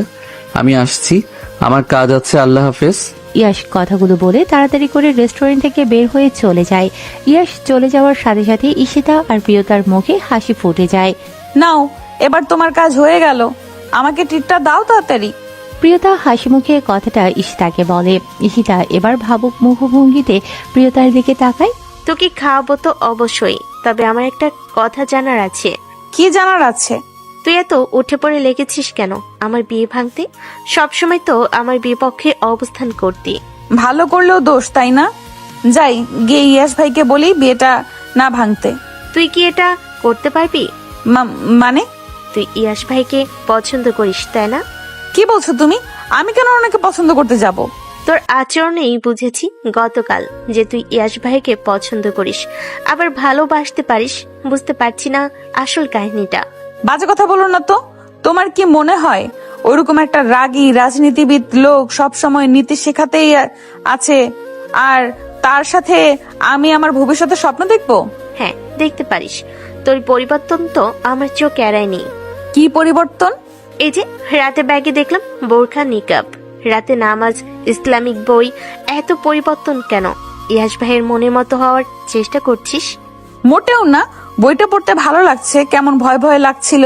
অনেক বিষয়ে আজবের ঘটনা দেওয়া বইটাতে, যে পাপগুলো আমরা অহরহ করছি। সেই জন্য আমার মনে হয় আমি যেইভাবে চলি এইভাবে চলতে থাকলে আমার জায়গাও জাহান্নামেই হবে। তার চেয়ে ভালো নিজেকে পরিবর্তন করে নেই। ভোরবেলা উঠে নামাজ পড়া, আজ সারাদিন বিভিন্ন কাজে খটকা লেগেছে আমার মনে হয় তোমারও বইটা পড়া উচিত। তাহলে দিস, পড়বো। তুমি যার ইসলাম বিষয়ে লেকচার দেয় ওদের কথাগুলো শুনবে, দেখবে একবেলা নামাজ ছাড়তে ইচ্ছে করবে না, নিকাব বোরকা ছাড়া বাহিরে আসতে চাইবে না। পাপের শাস্তি এতটা ভয়াবহ, অথচ আমি আগে গুরুত্ব দেইনি। কত ভুল যে করেছি আপু, ভাবলেই রাত থেকে কান্না পাচ্ছে। আচ্ছা, এখন এসব কথা ছাড়, চল খাওয়া দাওয়া করে পাশে যাই। হ্যাঁ, সেটাই ভালো হবে। তাড়াতাড়ি খাবার দিতে বলো। হ্যাঁ বলছি। দুজন ইচ্ছে মতো নিজেদের পছন্দের খাবার অর্ডার করে খাওয়া দাওয়া করে বাসায় পৌঁছে যায়। রাত 10টা। প্রিয়তা বসে বসে কিছু দোয়া মুখস্থ করছিল। এই যেমন সকালে ওঠার পর থেকে ঘুমোতে যাওয়া পর্যন্ত কি কি কাজে আলাদা দোয়া আছে সেগুলো সে নিজের সময় অনুযায়ী ভাগ করে নিয়েছে কখন কি করবে। ঈশিতা প্রিয়তার রুমে এসে বিছানার উপর বসে ফোন টিপতে থাকে। প্রিয়তা তখনও কাগজ কলম নিয়ে চেয়ারে বসে দোয়াগুলো লিখে নিচ্ছে। এই পিও। ঈশিতার ডাক প্রিয়তা শুনতে পায় না। সে মনোযোগ দিয়ে নিজের কাজ করছিল। প্রথম ডাকে সাড়া না পেয়ে ঈশিতা আবার প্রিয়তাকে ডাকে। এই পিও, শুনছিস না? আমি ডাকছি। বলো। আমার চিন্তা হচ্ছে ভীষণ। কেন? এদিকে তাকা। বলো, আমি কাজ করছি। না, তুই এদিকে তাকা। প্রিয়তা ডায়েরি আর কলম রেখে ঈশিতার দিকে ফিরে বসে। হ্যাঁ বলো। এখনো বাসি কিছু হলো না। কথা শেষ করতে না করতেই ঈশিতার মা রুমে প্রবেশ করেন। মাকে দেখে দুজন চুপ হয়ে যায়, কারো মুখে কোনো কথা নেই। দুই বোন আমাদের রুমে আয়, তোদের বাবা ডাকছে। কথাটা বলেই তিনি রুম থেকে চলে যান। দুজন দুজনের মুখের দিকে কোনো কথা না বলে তাকিয়ে আছে। দুজন একসাথে বলে ওঠে, ঘটনা কি ঘটে গেল নাকি? ঘটনা কি ঘটে গেল নাকি? প্রিয়তা আর ঈশিতা দুজন বাবা মায়ের সামনে চুপচাপ বসে আছে, মনে মনে ভয় পাচ্ছে কি বলবে তাদের বাবা। লাল সাহেব ও নীরবতা ভাঙলেন। এত বড় একটা বিষয়ে তো চুপচাপ থাকা যায় না। ঈশিতা, হ্যাঁ বাবা। তোমার পছন্দের ছেলেকে এখানে আসতে বলো। হ্যাঁ। হ্যাঁ, আসতে বলো, আমরাও দেখি সে কেমন। কেন বাবা? তোমরাই তো জোর করে আমার বিয়ে দিতে চাইছো, এখন আবার তাকে ডাকতে বলছো যে? ডাকতে বলেছি, ডাকবে। আমার তো ইয়াস ভাইয়ের সাথে বিয়ে হয়েই যাচ্ছে, তাকে ডেকে আর কি হবে বলো? তুমি অন্য কাউকে পছন্দ করো, এটা একটা খুব বেশি সময় হয়নি জেনেছি। আমি তোমার বাবা, আমি যে সিদ্ধান্ত নেব সেটাই সঠিক। এখন বলো, ওকে ডেকে কি করব? পরে যদি তোমাদের পছন্দ না হয়? কেন তোমার পছন্দের উপর নিজের ভরসা নেই? তুমি বুঝে দেখো তুমি তার কাছে ভালো থাকতে পারবে কিনা। তুমি খুশি থাকলে আমি আর তোমার মা খুশি। ঈশিতার যেন কথাগুলো বিশ্বাস হচ্ছে না, সব যেন স্বপ্ন দেখছে আর এখনই সেই স্বপ্ন ভেঙে যাবে। ঈশিতা আবার মায়ের দিকে তাকিয়ে মাকে উদ্দেশ্য করে বলে ওঠে, মা বাবা কি সত্যি বলছে? তোর কি মনে হচ্ছে?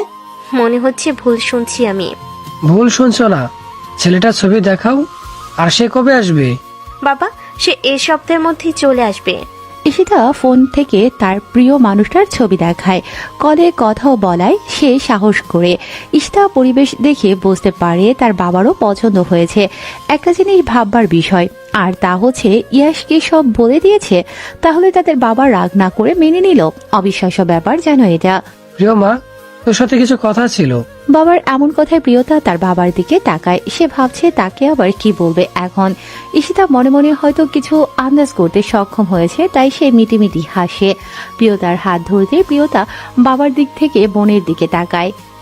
এবার তোর পালা। কিসের পালা? হয়তো আমার পরিবর্তে ইয়াশ ভাইয়ের সাথে তোর বিয়ের কথা বলবে। পাগল নাকি তুমি? হ্যাঁ, দেখ না কি বলে। তুমি এত কথা বলা বন্ধ করো। তোমার ব্যবস্থা হচ্ছে, তুমি বাড়ি থেকে বিদায় হও। আমার তো মনে হচ্ছে আমার সাথেও তোরও ব্যবস্থা করা হবে। দুজন কথা বলা বন্ধ করলে আমি কিছু বলবো। হ্যাঁ বাবা বলো। আমরা বড়রা চাচ্ছিলাম ঈশিতা যাকে পছন্দ করে তাকে আগে দেখি, পছন্দ হলে ছেলে ভালো হলে আমরা আলহামদুলিল্লাহ রাজি। তোমাদের ফুপু ফুপার কোনো আপত্তি নেই। তবে আমরা আরেকটা বিষয়ে রাজি হয়েছি, আর সেটা হচ্ছে ইয়াসের সাথে প্রিয়তার বিয়ে দিতে। তোমাদের ফুপি নিজেই মুখ ফুটে বলেছে কথাটা। আগেই বিয়ের দিকে না এগিয়ে প্রিয়তা তোমাকে জানালাম। আমার মনে হয় না তোমার আপত্তি থাকতে পারে। তবুও যেন তুমি তোমার বোনের মতো কাজ না করো, তাই আগে থেকেই জানিয়ে দিলাম। ইয়াস কত ভালো ছেলে সেটা নিশ্চয়ই আলাদা করে বলার অপেক্ষা রাখে না। তোমার বিষয়টা জানতে চাই। বাবার কথা শুনে ঈশিতার মুখে হাসি ফুটে যায়, আর তার মনে সে যা ভেবেছিল তাই হতে যাচ্ছে। তবে প্রিয়তার মুখে আর কোনো কথা নেই, আগের মতো উত্তেজনা কাজ করছে না। হয়তো দুদিন আগে হলেও এরকম খবরে সে লাফিয়ে উঠত, কিন্তু এখন তার এরকম হচ্ছে না। মেলা বা না মেলায় বিষয়টা চলে আসে, কারণ ইয়াশ যেমন ছেলে তার তুলনায় প্রিয়তা একদম বিপরীত। সে মাঝে মাঝে বোঝে ইয়াশ তাকে একদম পছন্দ করে না। ভার্সিটিতে উঠে যখন প্রথমে তার ফুপি তাদের বাসায় থাকার কথা বলেছিল, তখন ইয়াশ নিজেই না করেছিল। আবার সেদিনও ইয়াশ তার মাকে বলছিল প্রিয়তাকে বাসায় পাঠিয়ে দেওয়ার কথা, সেটা সে স্পষ্ট শুনেছে। এরপর সে ইয়াশের ব্যাপারে সিরিয়াস হওয়া ছেড়ে দিয়েছে। বেলাল সাহেব শান্ত পরিবেশ দেখে প্রিয়তার দিকে আবার প্রশ্ন ছুড়ে দেন। প্রিয় মা, আমি তোমাকে কিছু জিজ্ঞেস করেছি। প্রিয়তা এবার নীরবতা কাটিয়ে বাবার দিকে তাকায়। নিজে যা জানে সেটা তার বাবাকে জানানোর প্রয়োজন, তা না হলে তার বাবা তাকে ভুল বুঝতে পারে। বাবা, আমার মনে হয় ইয়াশ ভাইয়া আমাকে খুব একটা পছন্দ করেন না। তুমি কিভাবে জানলে ইয়াস তোমাকে পছন্দ করে না? মা, আমি ছোট না, আমি ব্যবহারে বুঝি কে আমাকে পছন্দ করে নাকি করে না। কিভাবে বুঝলে ইয়াস অপছন্দ করে তোমাকে? বাবা, তোমারও তো বোঝা উচিত, ভার্সিটি থেকে 10 মিনিট দূরে ফুপির বাসা, তবুও কেন আমাকে হোস্টেলে থাকতে হয়? ইয়াশ ভাইয়া নিজেই নিষেধ করেছিলেন আমি যেন ওখানে না থাকি, না থেকে হোস্টেলে উঠি। আমি এই গত দিন ফুপির বাসা থেকে এলাম, তখন আমি নিজে স্পষ্ট শুনেছি আমি থাকলে ওনার সমস্যা হয়। একদিন দুদিনেই এত সমস্যা, তাহলে উনি আমাকে বিয়ে করবেন কিভাবে? এখন তো তোকে বোকা মনে হচ্ছে প্রিয়। কেন? তুই তো জানিস উনি একটু অন্যরকম স্বভাবের। উনি মেয়েদের এড়িয়ে চলার চেষ্টা করেন সব সময়। তাহলে ওনার বাড়িতে অন্য একটা মেয়ে থাকবে, এখানে ওনার সমস্যা হবে না। হ্যাঁ, ঈশ্বর একদম ঠিক বলেছে।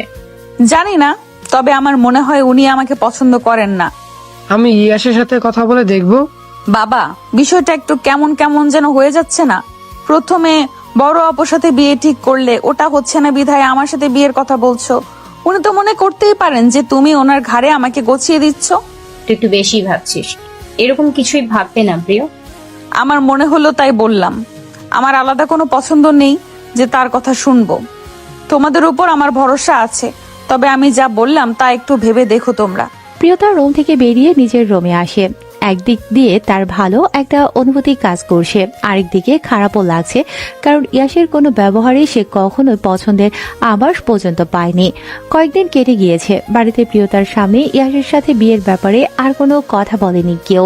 কিন্তু প্রিয়তা ঠিকই জানতে পেরেছে ইয়াস বিয়েতে না করে দিয়েছে। ইয়াস বলেছে সে এখন ব্যস্ত হয়ে পড়েছে, বিয়ের ঝামেলাতে আর জড়াতে চাইছে না, তাই কেউ আর এ কথা প্রিয়তাকে আলাদা করে বলেনি। সকাল থেকে বাসায় নানা রকম রান্না হচ্ছে। আবির গতকাল দেশে ফিরেছে, আজকে বাবা মাকে নিয়ে ঈশিতার বাসায় আসবে। দুই পক্ষের একে অপরকে পছন্দ হলে কয়েকদিনের মধ্যে বিয়ে হয়ে যাবে। ঈশিতা কয়েকদিন ধরেই নিজের যত্ন নিচ্ছে। প্রতিটা মেয়েই হয়তো চায় প্রিয় মানুষের সাথে তার পরিবার ও তাকে পছন্দ করুক। এই কয়েকদিনে ঈশিতা দেখতেও কেমন অদ্ভুত সুন্দর হয়ে গেছে। মন ভালো থাকলে হয়তো লাবণ্য ফিরে আসে। বিকেলে আবির এবং আবিরের পরিবার ঈশিতার বাসায় আসে। আকাশি রঙা একটা শাড়ি পরে ঈশিতা সবার সামনে আসে। বসার ঘরেই ছিল সবাই। শাড়ি পরে খুব কমই দেখেছে আবির ঈশিতাকে। আজ যেন নতুন বউ লাগছে তাকে। চোখ ফেরানো দায় হয়ে যাচ্ছে। এত মানুষের মধ্যে তাকে তো মন ভরে দেখাও যাবে না, তাই চোখ নামিয়ে নেয় সে। ঈশিতাকে দেখার পর্ব শেষ হলে তাকে রুমে পাঠিয়ে দেয়া হয়। প্রিয়তাও রুমেই ছিল, সে আর সবার সামনে যায়নি। রুম থেকেই উকি দিয়ে পর্যবেক্ষণ করছিল। ঈশিতা এসে বিছানায় বসে পড়ে। আপু, আবির ভাইয়ার মাকে আমার পছন্দ হয়েছে। এই বয়সেও কত স্মার্ট। আবিরকে পছন্দ হয়নি? তোমার হবু বরকে পছন্দ করে আমার লাভ আছে? তাহলে আমার হবু শাশুড়িকে পছন্দ করে তোর কি লাভ? তার কিন্তু আর ছেলে নেই। ভালো লাগলেই কেন শাশুড়ি বানাতে হবে? কে জানে। দুজন কথা বলে হাসাহাসি করতে থাকে। ঈশিতা যেন আজকের পরিবেশ দেখেই একটু নিশ্চিন্ত হতে পারল। সে ভয় ছিল আবিরকে তার বাবা পছন্দ করবে কিনা এটা ভেবে, কিন্তু সে মনে মনে জানতো আবিরকে কোনোভাবেই অপছন্দ করা যায় না। অতঃপর সবকিছু ঠিকঠাক থাকলে আরো একটা ভালোবাসা এক হতে যাচ্ছে। ঈশিতাকে আবিরের পরিবার দেখতে আসার সপ্তাহ 2 পরেই ঈশিতার বিয়ে ঠিক হয় আবিরের সাথে। একদিন দুদিন করে পুরো 13 দিন কেটে যায়। বিয়েটার বড় আকারে অনুষ্ঠান করা হবে। বাড়িতে সবাই বিয়ে শেষ না হওয়া পর্যন্ত কোনো না কোনো কাজে ব্যস্ত। ইয়াসের পরিবার গতকালই চলে এসেছে। ইয়াসের বাবা নিজে এত ব্যস্ত, তবুও সময় বের করে গতকাল থেকে চলে এসেছেন।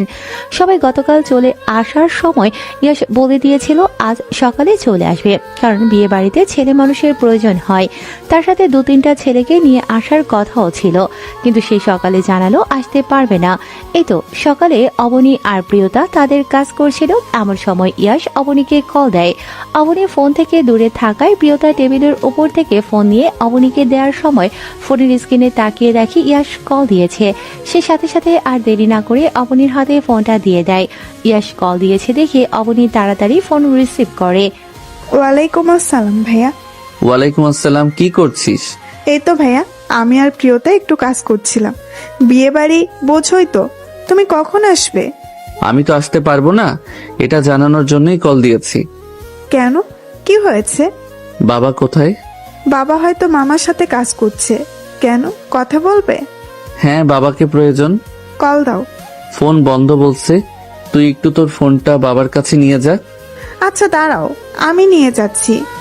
অবনী ফোনটা নিয়ে রুম থেকে বের হয়ে তার বাবাকে খুঁজতে থাকে। অতঃপর বাবাকে খুঁজে পেলে ওনার হাতে ফোনটা দিয়ে বলল, এই নাও ভাইয়া কথা বলবে, তোমাকে অনেকক্ষণ ধরে ফোন দিচ্ছে, তোমার ফোন বন্ধ। ইয়াসের বাবা ফোনটা নিয়ে ইয়াসের সাথে কথা বলেন। ইয়াস জানায় তাকে কোনো এক সম্মেলন আজকেই শহরে যেতে হবে। এই সম্মেলনটা সপ্তাহখানিক পরে হওয়ার কথা ছিল, কিন্তু এই সম্মেলনটা আজকেই করা হয়েছে বিকেল 4টার দিকে। বাসা থেকে শহরে যেতে মিনিমাম 5 ঘন্টা লাগবে। সে অলরেডি তার দলের কয়েকজনের সাথে গাড়ি নিয়ে বেরিয়ে পড়েছে। ইয়াস মনে করে এই সুযোগটা কোনোভাবেই হাতছাড়া করা উচিত হবে না। ইয়াসের বাবাও যেহেতু রাজনীতির সাথে অতপ্রতভাবে জড়িত, তাই তিনিও চান ইয়াস তার ভাবনা অনুযায়ী এগিয়ে যাক। এদেশে বর্তমান পরিস্থিতিতে তরুণ শিক্ষিত ছেলেগুলো দেশের হাল ধরলে দেশ অন্য একটা পর্যায়ে চলে যাবে। তিনি ইয়াসের সাথে ভালো মন্দ কিছু কথা বলে ফোনটা রেখে দেন। তিনি ইয়াসকে পুরোপুরি ভরসা করেন, এই ভেবে যে ইয়াস কিংবা ইয়াসের ভাবনার সাথে মিল আছে এমন কেউ যদি দেশীয় আইনের দেশ পরিচালনার কোনো ক্ষেত্রে দায়িত্বে থাকে, তাহলে দেশের মানুষ এই দেশের এক অন্যরকম রূপ দেখবে। সাদা রঙের মাইক্রো গাড়িটা ছুটে চলেছে আপন গতিতে। ভেতরে বসা কয়েকটা টকবগে রক্তের তরুণ, যাদের মাথায় স্বার্থহীনভাবে দেশের চিন্তা আর ওমরের মতো রাষ্ট্র পরিচালনার স্বপ্ন। এই স্বপ্ন কবে পূরণ হবে কে জানে। যারা কোনো কিছুর স্বপ্ন দেখে তারা সেই স্বপ্ন পূরণে কাজও করে। মাঝ রাস্তায় একটা স্টল দেখে গাড়িটা থেমে যায়। গাড়ি থেকে 4 জন নেমে স্টলে বসে চা খেয়ে আরো কিছুক্ষণ বসে কথা বলে আবার গাড়িতে গিয়ে বসে। গাড়ি ও আবার আপন গতিতে চলা শুরু করে। একটু একটু করে চলতে থাকে গন্তব্যের দিকে। প্রিয়তা কাজের ফাঁকে একসময় অবনীকে জিজ্ঞেস করে, কি রে, ইয়াস ভাইয়া আসবে না বিয়েতে? না, ভাইয়ার তো কাজ পড়ে গিয়েছে, এই জন্য সে শহরে রওনা দিয়েছে। বাবার সাথে এ বিষয়েই তো কথা বললো। বাবা যে বলল বাড়ির কাজে ওনাকে প্রয়োজন ছিল। বাবাকে বলেছে ভাইয়া কয়েকজনকে এই বাসার ঠিকানা দিয়েছে, ওরা নাকি ঘন্টাখানেকের মাঝেই চলে আসবে। ওনারা তো জরুরি কাজ যে আজ আপুর বিয়ের দিনে বাইরে কোথাও যেতেই হলো। হ্যাঁ, জরুরি না হলে তো যেত না। হ্যাঁ, কত জরুরি কাজ জানা আছে। শুধু ছেলেদের দলবল নিয়ে এখানে ওখানে যাবে, ঘুরবে, মানুষকে ভয় দেখাবে, তারপর ওনার আবার গুরুত্বপূর্ণ কি কাজ। আমার ভাইয়া মোটেও এমন না। হ্যাঁ, খুব ভালো মানুষ উনি। অবশ্যই আমার ভাইয়ার মতো ছেলেই পাবি না কোথাও। তোর ভাইয়ের মতো ছেলে কেন খুঁজতে যাব? সেটা তুই জানিস। বয়ে গেছে আমার ওনার মতো ছেলে খুঁজতে। যত প্রকারের। কিছু বললি? না, আমি আবার কি বলবো? হ্যাঁ, যা বলবি স্পষ্ট বলবি, লুকিয়ে নিজে বলবি, নিজেই শুনবি, এমন কিছু বলবি না। হ্যাঁ, কাজ কর এখন। জি, আপনিও আপনার কাজটা শেষ করুন। অবশ্যই ম্যাম। দুজন একসাথে হেসে ফেলে, নিজেদের কাজে মন দেয়। প্রিয়তা ভাবতে থাকে তার বড় বোনকে কি তাহলে পছন্দ করেছিল ইয়াশ? তার অন্য জায়গায় বিয়ে হয়ে যাচ্ছে বলেই কি সে আজ কাজ দেখিয়ে এ বাড়িতে আসলো না? একটা দীর্ঘ নিঃশ্বাস ফেলে প্রিয়তা। এখনো যে ওই লোকটার প্রতি থাকা ভালো লাগাটা শেষ হয়ে যাচ্ছে না। উনি তো তার সাথে বিয়েতে না করে দিয়েছে, ইয়াশ তার হয়নি, এটা সে মেনে নিতে সক্ষম হয়েছে। কিন্তু সে যদি অন্য কারো হয়ে যায় তাহলে বিষয়টা সে প্রিয়তা কিভাবে মেনে নেবে? দুপুরে গড়িয়ে বিকেল হয় এবং বিকেল গড়িয়ে সন্ধ্যা হয়ে গেছে। বিয়েটা খুব ভালোভাবে সম্পূর্ণ হয়েছে। বিয়ের সম্পূর্ণ হওয়ার পর ঈশিতাকে তার শ্বশুরবাড়ি নিয়ে যাওয়া হয়েছে। বাড়িতে এখন প্রিয়, তার বাবা মা, প্রিয়তা এবং ইয়াসের বাবা মা আর অবনী। ইলিয়াস সাহেব, ইয়াসের বাবা এবং বেলাল সাহেব বসে কথা বলছিলেন। সবার নামাজ হয়ে গেলেও প্রিয়তা এখনো জায়নামাজ ছেড়ে ওঠেনি। মিসেস রোবেলা, বেলা এবং অবনী তিনজন বসে গল্প করছিল। প্রিয়তা জায়নামাজ থেকে উঠে পাশের রুমে সবার সাথে বসতে যাবে, তখনই টেবিলে রাখা ফোনটা বেজে ওঠে। প্রিয়তা গিয়ে ফোনটা রিসিভ করে তার বান্ধবী রিমি ফোনটা দিয়েছে। হ্যাঁ রিমি, বল কেমন আছিস? এই তো আলহামদুলিল্লাহ ভালো। তুই কেমন আছিস? আমি আলহামদুলিল্লাহ। কি করছিস? আমি তো টিভি দেখছিলাম, টিভি দেখেই তোকে ফোন দিলাম। কি হচ্ছে দেখেছিস? না তো, কেন, কি হয়েছে? ফোনে আর কি বলবো, তাড়াতাড়ি যা খবরে চ্যানেলগুলো একটু দেখ। কি হয়েছে বল না। বাবা আর ফুপি টিভি দেখছে। ওনারা নিউজ দেখেন না? দেখেই তো আপুর বিয়ের পর তো আপুকে নিয়ে গেল, হয়তো টিভি অন করে দুজন গল্প করছে। তুই আমার সাথে ফোনে কথা বলে সময় নষ্ট না করে যা খবর। আচ্ছা ঠিক আছে, রাখ, আমি দিয়ে দেখছি। কোন চ্যানেলে দেখবো? যে কোনো খবরের চ্যানেলে দেখ, প্রায় সবখানে একই খবর। তাড়াতাড়ি যা, আমি ফোন রাখছি। ঠিক আছে, রাখ তাহলে। প্রিয়তা ফোনটা রেখে ড্রয়িং রুমে চলে যায়। সোফার উপরে রাখা রিমোটটা নিলে বেলাল সাহেব প্রিয়তার দিকে তাকায়, কারণ তারা দুজন বসে বসে গল্প করছিল। এমন সময় প্রিয়তা সেখানে চলে এসে রিমোট হাতে নেয়। কি হয়েছে প্রিয়? বাবা এক্ষুনি রিমোট দিচ্ছে, দাঁড়াও।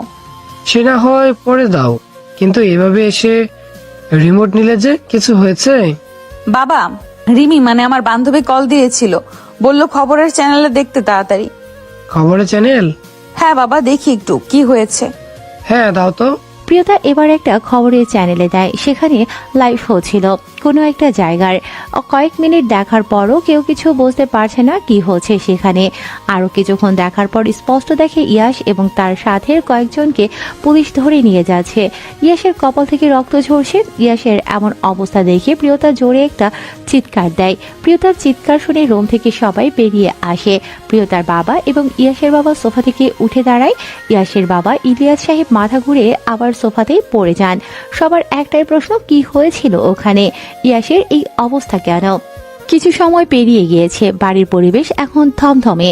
ইয়াশের মা কান্না করে যাচ্ছে। কি এমন হয়েছে কিছুই বুঝতে পারছে না।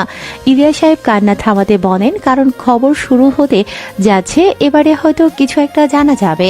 তারা ইয়াশকে এবং তার সাথে সবাইকে কল দিয়েছিল, ফোন বন্ধ আছে। সবাই আবার টিভি দেখায় মনোযোগী হয়। ইয়াশের বাবা ততক্ষণে শহরের উদ্দেশ্যে রওনা দেওয়ার জন্য তৈরি, তবে তিনি মনে করছেন যে কোনোভাবে ইয়াশের সাথে কথা বলে নিতে পারলে ভালো হতো। রাতের খবর শুরু হয়। সবাই এবার নড়ে চড়ে বসে। শিরোনামের প্রথমেই ইয়াশের ওখানকার ঘটনা। খবর শুরু হয়ে যায়। ফ্ল্যাশব্যাক। বিকেল 5টা। সম্মেলন শেষ করে ইয়াশ এবং তার সাথে যারা গিয়েছিল সবাই বাড়ির উদ্দেশ্যে রওনা দেবে, সেই উদ্দেশ্যে গাড়ি নিয়ে বের হয়। আজ প্রথম ভয়কে জয় করে এতগুলো মানুষ এবং মিডিয়ার সামনে ইয়াশ দেশ এবং দেশের অবস্থার কথা বলেছে। জনগণের থেকে ফিডব্যাক অনুযায়ী যা পেয়েছে তাতে বোঝা যায় তারা ইয়াশের কথা খুব ভালোভাবে শুনেছে এবং পছন্দ করেছে। গাড়ি নিয়ে গেট দিয়ে বের হওয়ার সময় একজন ছুটে এসে সামনে দাঁড়ায়। লোকটা ইশারা করে গাড়ি থেকে নামতে বলে। গাড়ি থামানোর পর ইয়াশ গাড়ি থেকে নেমে আসে। লোকটা জোরে দৌড়ে আসায় তখনও হাঁপাচ্ছিল। ইয়াশ গাড়ি থেকে পানির বোতলটা নিয়ে লোকটার হাতে ধরিয়ে দেয়। একটু স্থির হন। আরে যে পানিটা একটু খান, গরমের সময়ে অনেকটা দৌড়ে এসেছেন। লোকটা ইয়াশের হাত থেকে পানির বোতলটা নিয়ে ঢক ঢক করে খেয়ে নেয়। পানি খেয়ে বোতলটা আবার ইয়াশের হাতেই ধরিয়ে দেয়। ইয়াশ বোতলটা গাড়িতে রেখে বলে, হ্যাঁ বলুন, কিছু বলবেন? দৌড়ে আসছিলেন কেন? স্যার আপনাকে ডেকে পাঠিয়েছে। আমাকে? কোন স্যার? আহমদ স্যার আপনাকে ডেকে পাঠিয়েছে। আহমদ স্যার আমাকে দেখে পাঠিয়েছেন এখনই? জি, নইলে আমি দৌড়ে আসবো কেন? আমাকে একা ডেকে পাঠিয়েছেন? জি, তবে আপনি কাউকে সাথে নিয়ে আসতে চাইলে আসতে পারেন। ইয়াশ গাড়ি একপাশে রেখে সবাইকে তার সাথে যেতে বলে। গাড়ি একপাশে রাখা হলে সবাই ইয়াশের পাশে এসে দাঁড়ায়। লোকটা সবাইকে ভেতরের দিকে নিয়ে যায়। ভেতরের দিকে একটা বিল্ডিং রয়েছে, সেখানে ভেতরের দিকে লোকটা সবাইকে নিয়ে যায়। ভেতরের একটা রুমে আহমদ সাহেব 4-5 জনের সাথে বসে কথা বলছিলেন। দরজার সামনে গিয়ে লোকটা ভেতরে ঢোকার অনুমতি চায়। আহমদ সাহেব ইশারায় 2 মিনিট বাহিরে দাঁড়াতে বলে। তারা সবাই বাহিরে অপেক্ষা করতে থাকে। ওখানে দাঁড়ানো কেউ বুঝতে পারছে না এত বড় মাপের একজন লোক তাদের কেন ডেকে পাঠিয়েছে। ইয়াশ চুপচাপ দাঁড়িয়ে আছে, তার মাথাতে কিছুতেই আসছে না কেন তাকে ডাকা হয়েছে। অতঃপর কয়েক মিনিটের মধ্যে অপেক্ষার সমাপ্তি ঘটে। ভেতর থেকে বসে থাকা 4-5 জন বেরিয়ে চলে যায়। তখন আহমেদ সাহেব ইয়াশকে ভেতরে ডাকে। বাকি সবাই ইয়াশের সাথে ভেতরে চলে যায়। ইয়াশ সামনে গিয়ে ওনাকে সালাম দিতেই তিনি সালামের জবাব দিয়ে সবাইকে বসতে বলেন। কি যেন নাম তোর? ইয়াশ। আহমদ সাহেবের প্রথম প্রশ্নই ছিল এটা। চোখ থেকে চশমাটা নামিয়ে টিস্যু দিয়ে মুখটা মুছে নিলেন। জি স্যার, আমি ইয়াস। বাসা কোথায় যেন? আচ্ছা আচ্ছা আচ্ছা, দেশকে নিয়ে ভালো একটা চিন্তা আছে তোর মাথায়। আমি যদি তোমাকে তোমার স্বপ্নের দিকে 2 পা এগিয়ে দিতে সাহায্য করি তাহলে কেমন হবে? আমি কৃতজ্ঞ থাকবো স্যার। দেশ পরিচালনায় কোনো একটা ক্ষমতা পেলে কি করার ইচ্ছা? দেশের যে যে খাত বা যে জায়গাগুলোতে সমস্যা রয়েছে সেগুলো সমাধান করে নতুন একটা পরিবেশ এদেশের মানুষকে উপহার দেওয়ার ইচ্ছে আছে। তার মানে বলতে চাইছো কোথাও সমস্যা আছে, তোমার নজরে পড়েছে সেগুলো? জি স্যার, দেশের সাধারণ নাগরিক আমি, আমার বাক স্বাধীনতা আছে।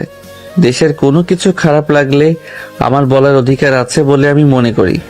শুধু তোমার মনে করলে তো চলবে না, সেটার পেছনে যথার্থ থাকতে হবে। শুধু তোমার কোনো কিছুতে খারাপ লাগলে যে সেটা খারাপ এমন তো নয়, হতে পারে সেটা অন্যদের কাছে ভালো। ধরো তুমি কোনো বাসায় চুরি করলে সেটা তোমার পছন্দ ছিল, কিন্তু অন্য সবার কাছে বিষয়টা অপছন্দের, তাই না? স্যার, খারাপ লাগাগুলোতে আমার ব্যক্তিগত কোনো স্বার্থ নেই। আমি তোমার মাঝে একটা অন্যরকম কিছু খেয়াল করছি। তুমি যদি চাও আমি তোমাকে তোমার স্বপ্ন পূরণে সাহায্য করতে পারি, কিন্তু তাতে আমি কি পাবো?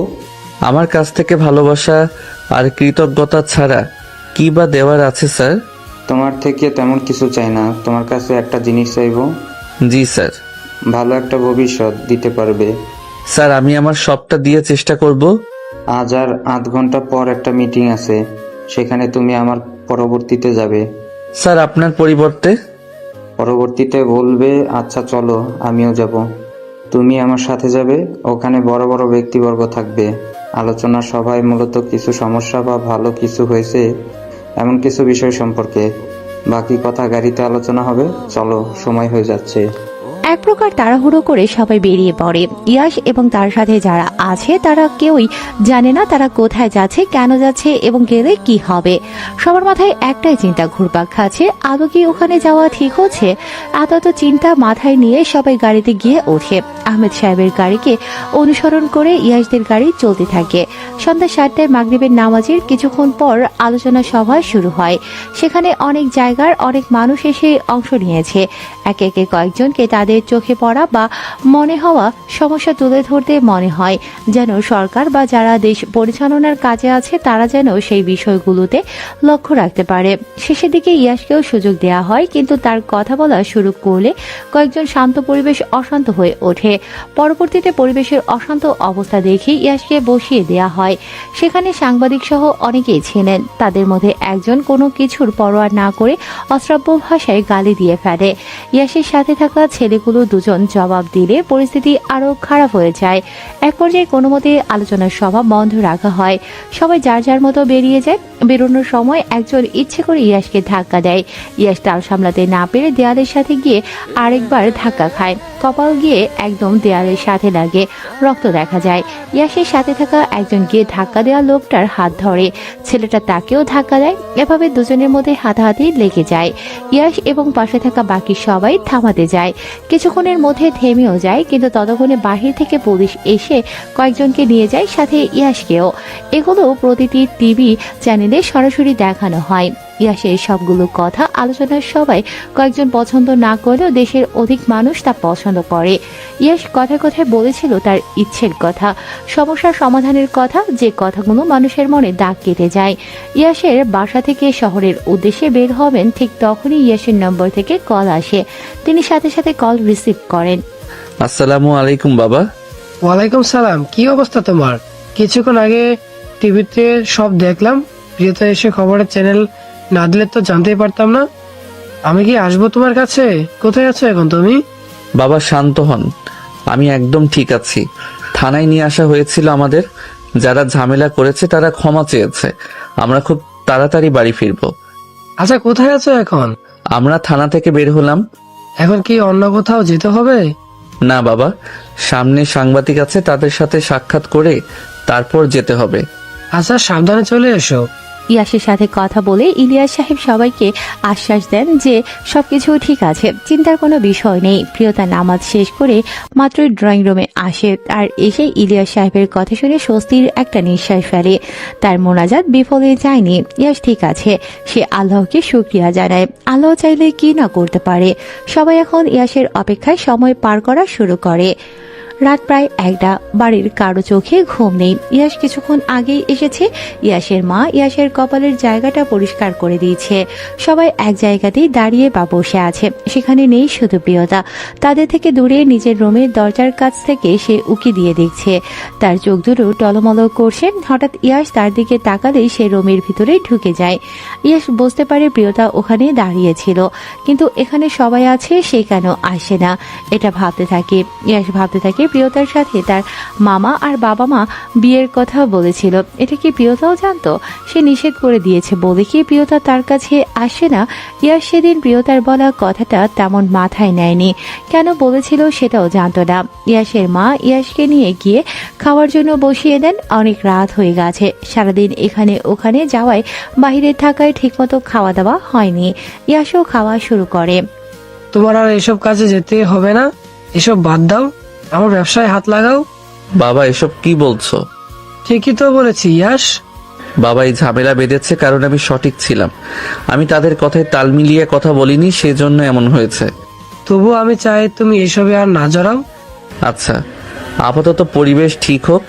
আহমদ স্যার বলেছেন কি হয় না হয় আমাকে জানাবেন। শুরুতে যদি এমন হয় তাহলে ভবিষ্যতে কেমন হবে বুঝতে পারছো? বাবা, সাফল্যের পথ সহজ হয় না। তোমার এই ইচ্ছের জন্য আমি আর তোমার মা হাই হতাশ করতে পারবো না ইয়াস। আমার কথা শোনো, এসব থেকে সরে এসো। ঠিক আছে, এবার যাও, সবাই ঘুমাও। অবনী, যা তোমা, প্রিয়তাকে নিয়ে তুই আর প্রিয়তা ঈশিতার রুমে থাক, আর আজকের মতো ইয়াস প্রিয়তমার রুমে ঘুমাক। ঠিক আছে মামা। অবনী প্রিয়তার রুমে চলে যায় প্রিয়তাকে ডাকতে। প্রিয়তা এই রাতের বেলায় জানালার পাশে দাঁড়িয়ে বাহিরের চাঁদ দেখছিল। যে মেয়ে কিছুদিন আগে পর্যন্ত উচ্ছৃঙ্খল ধরনের ছিল, কথা বেশি বলতো, বাহিরে ঘোরাফেরা করতো, পর্দা করতো না, গান বাজনা মজা, বন্ধু বান্ধবদের সাথে আড্ডা ইত্যাদি নিয়ে থাকতো, সেই মেয়ে ভালোবাসার মানুষের সামনে পর্যন্ত যাচ্ছে না, নিজেকে সংবরণ করে রেখেছে। হেদায়েত কি আসলেই এত সহজে আসে কারো কাছে? এত সহজে সব রকম পাপ থেকে নিজেকে বাঁচিয়ে রাখা যায়? যে মেয়ে বাইরে ঘোরাফেরার সময় পর্যন্ত কখনো কখনো ওড়না ব্যবহার করতো না, সেই মেয়ে নিজের ঘরের মধ্যে সমস্ত গায়ে ওড়না জড়িয়ে দাঁড়িয়ে আছে। প্রিয়তা এক মনে বাহিরে তাকিয়ে আছে, তার চারপাশে কি ঘটে যাচ্ছে না যাচ্ছে সেদিকে যেন তার কোনো ভ্রুক্ষেপ নেই। তার সমস্ত মনোযোগ যেন বাহিরের আকাশের ওই চারটায় রয়েছে। দেয়ালের সাথে মাথা ঠেকিয়ে কোনাকুনি ভাবে বাহিরের দিকে তাকিয়ে আছে, বাইরের দিকে তাকিয়ে আছে সে। অবনী প্রিয়তাকে এভাবে দাঁড়িয়ে থাকতে দেখে তার কাছে এগিয়ে যায়, তার কাঁধে হাত রাখে। প্রিয়তার কাঁধে স্পর্শ করতেই সে চমকে ওঠে, পেছনে ফিরে তাকায়। তৎক্ষণাৎ আবার জানালার বাহিরের দিকে মুখ করে আলতো করে চোখের পানিটা মুছে ফেলে, তারপর আবার অবনীর দিকে ফিরে তাকায়।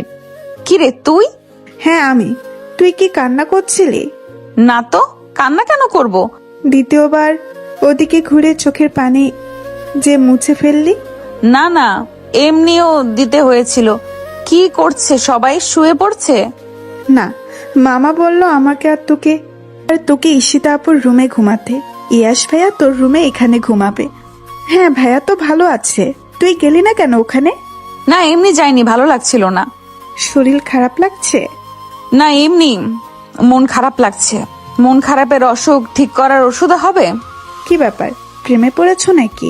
কয়েকদিন আগে হলেও হয়তো পড়তাম, কিন্তু এখন প্রেমে পড়ার ইচ্ছে নেই। আচ্ছা চলো আমরা রুম ছেড়ে দেই। হ্যাঁ চল।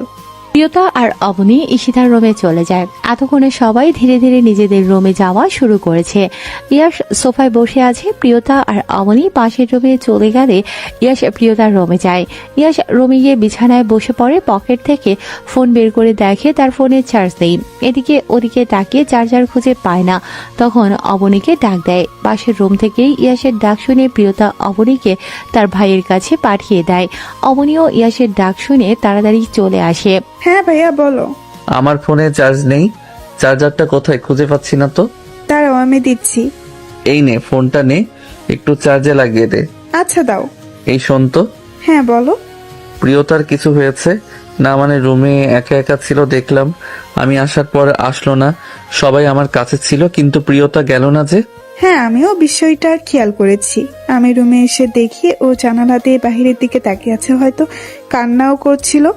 আমাকে দেখে সাথে সাথে চোখ মুছলো। হয়তো ঈশিতার বিয়ে হয়ে গেছে বাসায় একা একা, এই জন্য হতে পারে।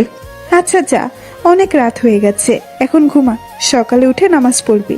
ঠিক আছে, কিছু লাগলে আমাকে ডেকো। আচ্ছা যা। অবনী ইয়াশের থেকে বিদায় নিয়ে পাশের রুমে চলে যায় ঘুমোতে। আসলেই অনেক রাত হয়ে গেছে, সকালে এমনিতেও হয়তো ঘুম ভাঙবে না, অ্যালার্ম দিয়ে রাখতে হবে। অবনী এসে প্রিয়তার পাশে বিছানায় শুয়ে পড়ে। কেন ডেকেছিল, কোনো দরকার? হ্যাঁ, ভাইয়ার ফোনে চার্জ ছিল না তো, চার্জার খুঁজে পাচ্ছিল না, আমি ভাইয়ার ফোনটা চার্জে দিয়ে আসলাম।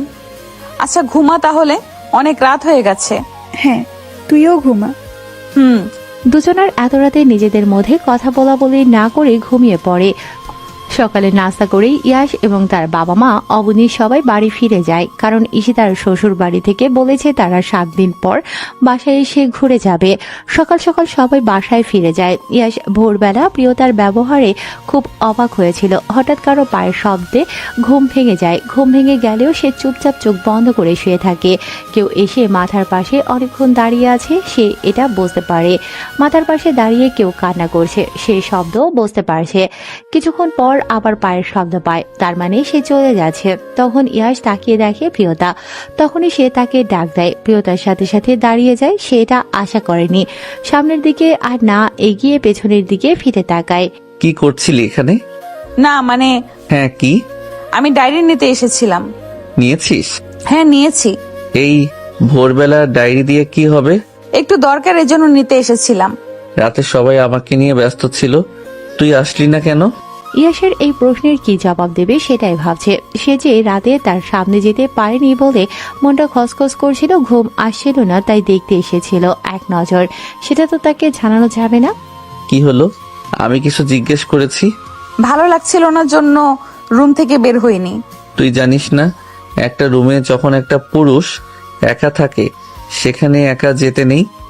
এই ভোরবেলা এখানে আসা কি তোর ঠিক হয়েছে? আমার এখানে আসার কোনো খারাপ উদ্দেশ্য নেই, প্রয়োজন ছিল বিধায় এসেছিলাম, প্রয়োজন শেষ তাই চলে যাচ্ছি। তোর প্রয়োজনটা কি লুকিয়ে লুকিয়ে আমাকে দেখা? মোটেও না, আমি কেন অন্য কাউকে লুকিয়ে দেখতে যাব? ডায়েরি নেওয়ার ছিল, এই যে দেখুন নিয়েছি, এখন আসছি। প্রিয়তা আর দেরি না করে রুম থেকে বেরিয়ে যায়। ইয়াশা প্রিয়তার কথা লুকিয়ে পালিয়ে যাওয়া দেখে মিটিমিটি হাসে আর অবাক হয় এটা ভেবে যে তার প্রতি অভিমান এত যে রাতে দেখতে আসলো না, আর ভালোবাসা এত গভীর হয়ে গিয়েছে যে সবার চোখ ফাঁকি দিয়ে তাকে দেখার লোভ সামলাতে পারেনি। দিনের পরে অন্ধকারাচ্ছন্ন রাত, আর রাতের পরে নতুন আরেকটা দিন। এভাবে চলতে চলতে কেটে গেছে বেশ কিছু সময়। ইয়াশও সময়ের সাথে তাল মিলিয়ে নিজের ইচ্ছে পূরণের দিকে অগ্রসর হচ্ছে। অন্যদিকে প্রিয়তারও অভ্যন্তরীণ এবং বাহ্যিক অনেক পরিবর্তন হয়েছে। প্রিয়তা 2 দিন হলো তার বান্ধবীর বাসায় ছিল। ক্লাস শুরু হবে কয়েকদিনের মাঝেই, তাই সবাই পড়াশোনায় ব্যস্ত হওয়ার আগে একসাথে ভালো কিছু সময় পার করলো। বান্ধবীদের সাথে দিনের সবটা সময় কাটালেও সন্ধ্যার পর সে ভালো লাগা কাজ করে। সবাই একসাথে থাকলে সেটা আসলে পরিমাপযোগ্য না, তাই সবাই মিলে ঠিক করে যে কোনো একজনের বাসায় কয়েকজন মিলে 2 দিন মজা করবে। বিকেলবেলা সেই বাসা থেকে বেরিয়েছে লাইব্রেরির উদ্দেশ্যে। লাইব্রেরি থেকে এখন সোজা নিজের বাসায় চলে যাবে। তার বাসা থেকে কিছুটা দূরেই লাইব্রেরিটা আছে। কিছুদিন যাবত তার বই পড়ার খুব অভ্যাস জন্মেছে। প্রিয়তা লাইব্রেরিতে পৌঁছে তার নিজের পছন্দ অনুযায়ী বইগুলো কিনে আবার বাসার উদ্দেশ্যে রওনা দেবে। এমন সময় ঈশিতার কল আসে। সে তাড়াতাড়ি ব্যাগ থেকে ফোনটা বের করে রিসিভ করে। আসসালামু আলাইকুম আপু, কত দূর আসছো তোমরা? আমরা তো বাসায় চলে এসেছি, তুই কোথায়? আমি তো এই যে লাইব্রেরিতে বই কিনতে এসেছিলাম, কেনা হয়ে গেছে, আমি বাসায় আসছি। হ্যাঁ, তাড়াতাড়ি বাসায় আয়। আর হ্যাঁ, শোন তো, হ্যাঁ বলো। তোর কাছে কি টাকা আছে? কেন, কিছু লাগবে তোমার? টাকা থাকলে একটা লাল ওড়না নিয়ে আসিস তো, বউ ওড়না। বউ ওড়না দিয়ে কি হবে? আমারটা খুঁজে পাচ্ছি না, আসার সময় হয়তো ওটা নিয়ে আসিনি। তোর ভাইয়ের বন্ধু ফটোগ্রাফার, ও এখানে আসবে, ভাবলাম কটা ছবি ওঠাবো। বউ সেজে ছবি উঠতে হবে নাকি? হ্যাঁ, ইচ্ছে হচ্ছে। আসার সময় প্লিজ নিয়ে আসিস বোন। আচ্ছা ঠিক আছে, নিয়ে আসছি, কিন্তু তোমার পছন্দ হবে? তোর যেটা ভালো লাগবে সেটা নিয়ে আসবি। তোর পছন্দের উপর আমার ভরসা আছে। এবার যা, একটু দেখে শুনে সুন্দর দেখে বউ ওড়না নিয়ে আয়। সে না হয় নিয়ে আসছি, কিন্তু বাসায় এত হইচই কেন? কোথায় হইচই? আমাদের বাসার খবর শুনে অবনী এসেছে, গল্প করছি বসে সবাই। সত্যি করে বলো তো, কখন এসেছো? আমাকে ছাড়া তোমরা এত মজা কেন করছো? দাঁড়াও, আমি আসছি। আমরা এসেছি সকালেই, অবনীও সকালেই এসেছে। বাহ, সবাই বাসায় সকাল থেকেই আছো আর আমাকে বলনি? তুই তো মজা করতে গিয়েছিস বান্ধবীর বাসায়, তাই আর বিরক্ত করিনি। এখন তাড়াতাড়ি ওড়না কিনে বাসায় ফিরাই, সবাই অপেক্ষা করছে। সবাই অপেক্ষা কেন করছে? সবাই কে কে? সবাই মানে আমি, তোর ভাইয়া, অবনী। আসছি, ফোন রাখো। হ্যাঁ, তাড়াতাড়ি চলে আয়। ঈশিতা কল কেটে দেয়। একটুর জন্য সব বলে দিয়েছিল। পাশ থেকে অবনী বড় বড় করে তাকিয়ে আছে। তোর আবার কি হলো? এখনই তো মুখ ফসকে সব বলে দিতে চাচ্ছিলে তুমি। আরে বলিনি তো কিছু, সো লিভ ইট মেরি জান। কিছু বুঝতে পারলে আমাকে একদম সাথ থেকে ফেলে দিতা। আমি কি তোমাকে ছেড়ে দিত? ভাইয়া কি করতো সেটা পরে দেখা যেত, আগে তোমাকে তো ফেলতাম। এই তোমাদের এত কথা কেন? কাজ শেষ করো তাড়াতাড়ি, দেখছো না কত কাজ বাকি এখনো। আপনার বউকে ফরফর করে বেশি কথা বলতে নিষেধ করে দেন ভাইয়া। কেন, সে কি করলো? আরে কিছু বলিনি, কিন্তু এখন নে কাজ কর। আর এই যে শালিকা, প্রিয়তাকে প্রিয়তা বলা বাদ দাও, সে তোমার সিনিয়র। হ্যাঁ, কথাবার্তায় পরিবর্তন আনতে হবে, দেখছি কি করে সম্ভব হয়। একদম সোজা ভাবিতেই চলে যাবো ভাবছি। অপরের কথায় সবাই একযোগে হেসে ওঠে। তাদের হাসির শব্দে অন্য পাশে থাকা একজন তাদের দিকে এগিয়ে আসে। কি হচ্ছে এখানে? তেমন কিছু না ভাইয়া, কাজের মাঝে বিনোদন হচ্ছে, তবে ফাঁকি কিন্তু দিচ্ছি না। আর হ্যাঁ, নিজে তো ভুল করে বউ ওড়না নিয়ে আসেননি, প্রিয়তাকে কিন্তু বউ ওড়না নিয়ে আসতে বলেছি। বউ কি না নিয়ে আসবে বউ ওড়না? আপনি যেমন নিজের কাজ সম্পূর্ণ করতে পারেননি, বাকিটা বউ নিজে করবে, বা না জেনে বুঝে। বেচারি। আচ্ছা, শাড়িটা ঠিক মতো রেখে এসেছেন, আর চিরকুট? হ্যাঁ, রেখে এসেছি বিছানার উপর। আচ্ছা, এবার চটপট কাজ শেষ করি আমরা। হ্যাঁ, চিন্তা নেই ভাই, সব হয়ে যাবে। আপনারা না থাকলে এত কিছু করতামই না। জানি তো, কাজী নিয়ে এসে কবুল বলে নিয়ে যেতেন।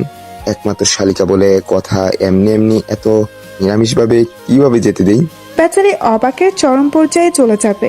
সবাই কাজ করার পাশাপাশি মজা করতে থাকে। সারপ্রাইজ পেতে যেমন ভালো লাগে, তেমন সবাই মিলে কাউকে সারপ্রাইজ দেওয়ার কাজ করতেও ভালো লাগে। সবাই মিলে আড্ডা দেওয়ার সাথে সাথে কাজ করতে থাকে। প্রিয়তা বাসায় ঢুকে সোজা রান্নাঘরে চলে যায়, কারণ বাসায় ঢুকেই রান্নাঘর থেকে দারুণ গন্ধ পাচ্ছিল। রান্নাঘরে গিয়ে দেখে তার মা আর ফুপু রান্নায় ব্যস্ত। রান্নাঘরে ঢুকেই প্রিয়তা তাদের সালাম দেয়। দুজনেই একসাথে সালামের জবাব দেয়। ফুপিও এসেছো? হ্যাঁ, কেন আসতে পারি না তোদের বাড়ি? আমি কি সেটা বলেছি নাকি বলো? আমি বাসায় নেই আর সবাই বাসায় এসে মজা করছো, নানা রকম রান্না করছো। কি কি রান্না হচ্ছে? সব তোর পছন্দের রান্না হচ্ছে। আজ এত রান্না, গরুর মাংস রান্না হয়েছে? হ্যাঁ হয়েছে, ওটা কমপ্লিট। আমি বোরকা খুলে আসছি, আমাকে গরুর মাংসটা দাও প্লিজ। আগেই না, আগে রুমে যা, আমি ঈশিতার অর্ঘনিকে ডেকে দিচ্ছি। কেন? ওরা কোথায় আছে? ওরা সবাই ছাদে আছে। আমি যাচ্ছি, সমস্যা নেই। না, এখন তোমার ছাদে যাওয়া হবে না। কেন? কারণ আছে তাই। কি করছো তোমরা বলো তো? কি লুকাচ্ছ আমার কাছ থেকে? একটু পর জানতে পারবে সব। যাও এখন রুমে যাও তাড়াতাড়ি। কিন্তু বলবে তো কি হয়েছে? রুমে যাও, সব জানতে পারবে। প্রিয়তাও আর কথা না বাড়িয়ে নিজের রুমের দিকে চলে যায়। মিসেস বেলা রান্নাঘর থেকে ছাদের দিকে যেতে থাকে। ঈশিতা আর অবনীকে ডাক দিয়ে প্রিয়তা রুমে ঢুকে বইগুলো রেখে বোরকা খুলে বিছানার দিকে আসতেই দেখে সেখানে একটা টকটকে লাল রঙের একটা শাড়ি রাখা আর তার উপরে একটা কাগজ। প্রিয়তা ভাবে ঈশিতা তো কল দিয়ে বলেছিল বউ ওড়না দিয়ে আসতে, তাহলে হয়তো তার শাড়ি এটা, কিন্তু এটা ঈশিতার নিজের রুমে না রেখে তার রুমে কেন রেখেছে? প্রিয়তা শাড়ির উপরে রাখা কাগজটা হাতে নিয়ে ভাঁজ খুলতে থাকে। সেখানে লেখা আছে, এই হবু বিবি সাহেবা, এটা পড়ে জলদি ছাদে চলে আসবেন। বউ সাজবেন, কিন্তু আপনাকে বউ সাজে দেখার ইচ্ছে আর দমিয়ে রাখতে পারছি না। আর এই যে সব সময় মুখ মলিন করে রাখেন সবার চোখের আড়ালে, আমাকে দেখেন, এবার আমাকে দেখার অধিকার দিয়ে দেব আপনাকে। বুঝে ফেলেছেন আমি কে, তাই না? বুঝে ফেলারই তো কথা। এই একজনকেই তো আপনি লুকিয়ে লুকিয়ে দেখেন। তুই থেকে সোজা আপনি করে বলছি বলে কি অন্যরকম অনুভব করছেন? এবার অভ্যাস করে নিন, আমিও আপনার সাথে আপনি করে বলবো, আর আপনি তো আমাকে আপনি করেই বলেন। এই ভাষাতে কেমন একটা ভালো লাগা কাজ করে, তাই না? অনেক কথা বলে ফেলেছি, এবার চটজলদি তৈরি হয়ে নিন। শুনুন, টিপ ইগনোর করবেন, ওটা ছাড়াই আপনি আলোক রশ্মি একদম আমার হৃদয়ে বিঁধে যাওয়ার মতো। চিরকুট পরে শেষ করতে না করতেই ঈশিতা আর অবনী রুমে প্রবেশ করে। দুজন এসে প্রিয়তার পাশে দাঁড়াতেই প্রিয়তার সাথে সাথে চিরকুট বন্ধ করে ফেলে। কিরে, রেডি হবি না? বউ না কোথায়? কি হচ্ছে আপু? বাসায় রান্না, তুমি বউ ওড়না নিয়ে আসতে বলেছো, এখানে শাড়ির চিরকুট রাখা, আমাকে বউ সাজাতে বলা হয়েছে। এসব কেন? আমি কেন বউ সাজবো? ভাবি তাড়াতাড়ি এসো, সাজিয়ে দেই, সময় হয়ে গেছে। তুই আমাকে ভাবি কেন বলছিস? ভাইয়ার বউকে ভাবি বলবো না তো কি বলবো? কি হচ্ছে বাসায় বুঝতে পারছি না আমি কি ভাবছি? আরে বাবা, সব বুঝতে পারবি। আর হ্যাঁ, তুই যা ভাবছিস তাই। আমি কি ভাবছি? সব কথা পরে হবে, আগে তাড়াতাড়ি আয়, সাজিয়ে দিই। তোর হবু বর তো তোকে দেখার আকুলতা বাড়িয়েই চলেছে, তার আর সময় যাচ্ছে না। তিনি একেবারে তোকে বউ সাজিয়ে দেখবেন। মানে কি আপু? আমার হবু বর কে? তুই যাকে ভাবছিস সে। আমি বিয়ে করব না তাকে। ড্রামা করিস না, এখন চল তাড়াতাড়ি রেডি হয়ে নে। সে তো বিয়ে করবে না বলেছিল, এখন আবার তাড়াহুড়ো করে বিয়ে করবে মানে? আর হঠাৎ করেই আমাকে বিয়ের জন্য বউ সাজতে বললেই কেন আমি বউ সাজবো? আমি বিয়ে করব না। শোনো মেয়ে, আমার ভাইয়ার জন্য কিন্তু মেয়ের অভাব নেই। আজকেই ভাইয়ার বিয়ে দিয়ে দেব, হয় তুমি বিয়ে করবে নয়তো অন্য কেউ। আজ আমার ভাবি লাগবেই। পা ভেঙে রেখে দেবো অন্য কাউকে ভাবি বানাতে, জানা দেখ কি করি। প্রিয়তার কথা শুনে ঈশিতা আর অবনী দুজন হেসে ফেলে। অবনী বলে, তাহলে চুপচাপ রেডি হয়ে নাও, সাথে সবাই অপেক্ষা করছে, কাজী সাহেবও। প্রিয়তার সাথে এমন একটা অবাক করা ঘটনা ঘটবে এটা সে কখনো কল্পনাও করতে পারেনি। ইয়াশকে না পাওয়ার ভয় পেয়েছিল প্রথম যেদিন শুনেছিল ঈশিতার সাথে বিয়ে, দ্বিতীয় দিন আবার ভেতর থেকে ভেঙে গিয়েছিল যখন ইয়াশ তার সাথে বিয়েতে নিষেধ করেছিল। এত কিছুর পরও প্রিয় মানুষকে পাওয়া ভাগ্যের ব্যাপার ছাড়া আর কিছুই না। প্রিয়তাকে সুন্দর করে সাজিয়ে একদম ছাদে নিয়ে যাওয়া হয়। ওখানে সবাই অপেক্ষা করছিল। প্রিয়তা ছাদের চারপাশে তাকিয়ে দেখে ছাদে সবটা সাজানো হয়েছে সুন্দর করে। ছাদের একপাশে বসার জায়গা করা, সেখানে সবাই বসে আছে, সাথে ইয়াশও। সাদা পাঞ্জাবি পাজামাতে তাকে অসম্ভব সুন্দর লাগছে। মুখের দাড়িগুলো যেন আজ তাকে স্বাদ দিচ্ছে আরো সুন্দর দেখাতে। প্রিয়তাকে নিয়ে গিয়ে ইয়াশের পাশে বসিয়ে দেয়া হয়। ইয়াশ চুপচাপ বসেছিল। প্রিয়তাকে পাশে বসিয়ে দেয়া মাত্র তার মধ্যে অস্বাভাবিক কার্য ঘটছে। বারবার কপালের ঘাম মুছছে, সে মাঝে মাঝে বুকে হাত দিচ্ছে। বিষয়টা প্রিয়তাও খেয়াল করছে। আপনার কি খারাপ লাগছে? অন্যরকম ভালো লাগছে। আপনি তো এর আগে অনেকবার আমার পাশে এসেছেন, কিন্তু এরকম অনুভূত হয়নি। কেমন লাগছে? ভীষণ অন্যরকম। খারাপ লাগলে বলুন, আমি বাবাকে বলছি। না না, এরকম লাগতে দিন। এই ভালো লাগার কোনো ডেফিনেশন নেই। এত ভালো লাগা আগে ছিল না কেন? অসময়ে ভালো লাগা লাগতে নেই। আমার সব ভালো লাগা এখন আপনার নামে। আপনার গা থেকে যে সুগন্ধ আসছে এটা পৃথিবীর সেরা সুগন্ধ। এই যে আপনার হাসি হাসি মুখ, এটা আমাকে অসম্ভব স্বস্তি দিচ্ছে। থাক, আর বলতে হবে না। এখন এত মানুষের মাঝে ওনার প্রেম পাচ্ছে। আজ অনেক কথা বলার আছে আপনাকে। আমার সব কথা জানাবো, আমার করে নিয়ে আপনাকে আমার সব জানাবো। আপনি বলাটা অসম্ভব সুন্দর লাগে। আরো অনেক কিছু সুন্দর লাগা বাকি আছে বিবি সাহেবা। এখনো নই। চলুন হয়ে যাক। প্রিয়তা আর কোনো কথা বলে না। কেমন একটা লাগছে তার। সে যা দেখছে এগুলো কি সত্যি ইয়াশ তাকে এসব বলছে? তার কথায় কেন এত ভালোবাসা পাচ্ছে তার? কেন মনে হচ্ছে এই সময়টা থেমে যাক, চারপাশ স্থির হয়ে যাক, চারপাশ জনশূন্য হয়ে যাক, শীতল হাওয়া বয়ে যাক, শুধু সে আর তার প্রিয় মানুষ। জীবনের শ্রেষ্ঠ সময়। আলহামদুলিল্লাহ কবুল। 3 বার বলার মাধ্যমে দুজন নতুন সম্পর্কে আবর্তন করে। এই শব্দটা যেন সাথের মানুষের প্রতি ভালোবাসা আরো কয়েকগুণ বাড়িয়ে দেয়। প্রিয়তা আর ইয়াশও যেন একে অপরের প্রতি আরো টান অনুভব করে। এই অনুভূতি প্রকাশ করার জন্য হাজার শব্দও যেন কম পড়ে যাবে। ইয়াশ প্রিয়তার দিকে হাত বাড়িয়ে দেয়। প্রিয়তাও ধীরে ধীরে ইয়াশের হাতে হাত রাখে। ইয়াশের হাত কাঁপছে। শক্ত করে হাত ধরে নেয় সে। এই প্রথম প্রিয়তমাকে স্পর্শ নিজের করে হালাল করে। এই মানুষ এখন তার, শুধুই তার। মা বাবা ভাই বোন বা বন্ধু বান্ধবের ভাগ হলেও পৃথিবীর এই একটা মানুষের কোনো ভাগ নেই, আর কেউ তার ভাগিদার নয়। দুজন এই প্রথম দুজনের চোখে তাকায়। নিজেদের নতুন পৃথিবী দেখতে পায়, যেখানে আছে শুধু ভালোবাসা আর পূর্ণতা। ভালোবাসার রংধনুর মন্ত মনের আকাশে আষ্টেপৃষ্টে জড়িয়ে রাখুক, এভাবেই পূর্ণতা পাক প্রতিটি ভালোবাসা। সমাপ্ত। গল্পের সমাপ্তি এখানেই। কেমন হলো জানাবেন। আজকে সবার মন্তব্য আশা করছি। গল্পটা আর দীর্ঘ করতে মন চাইছিল না, তাই ভালো লাগা আর ভালোবাসার পূর্ণতা দিয়ে সমাপ্তি ঘটালাম।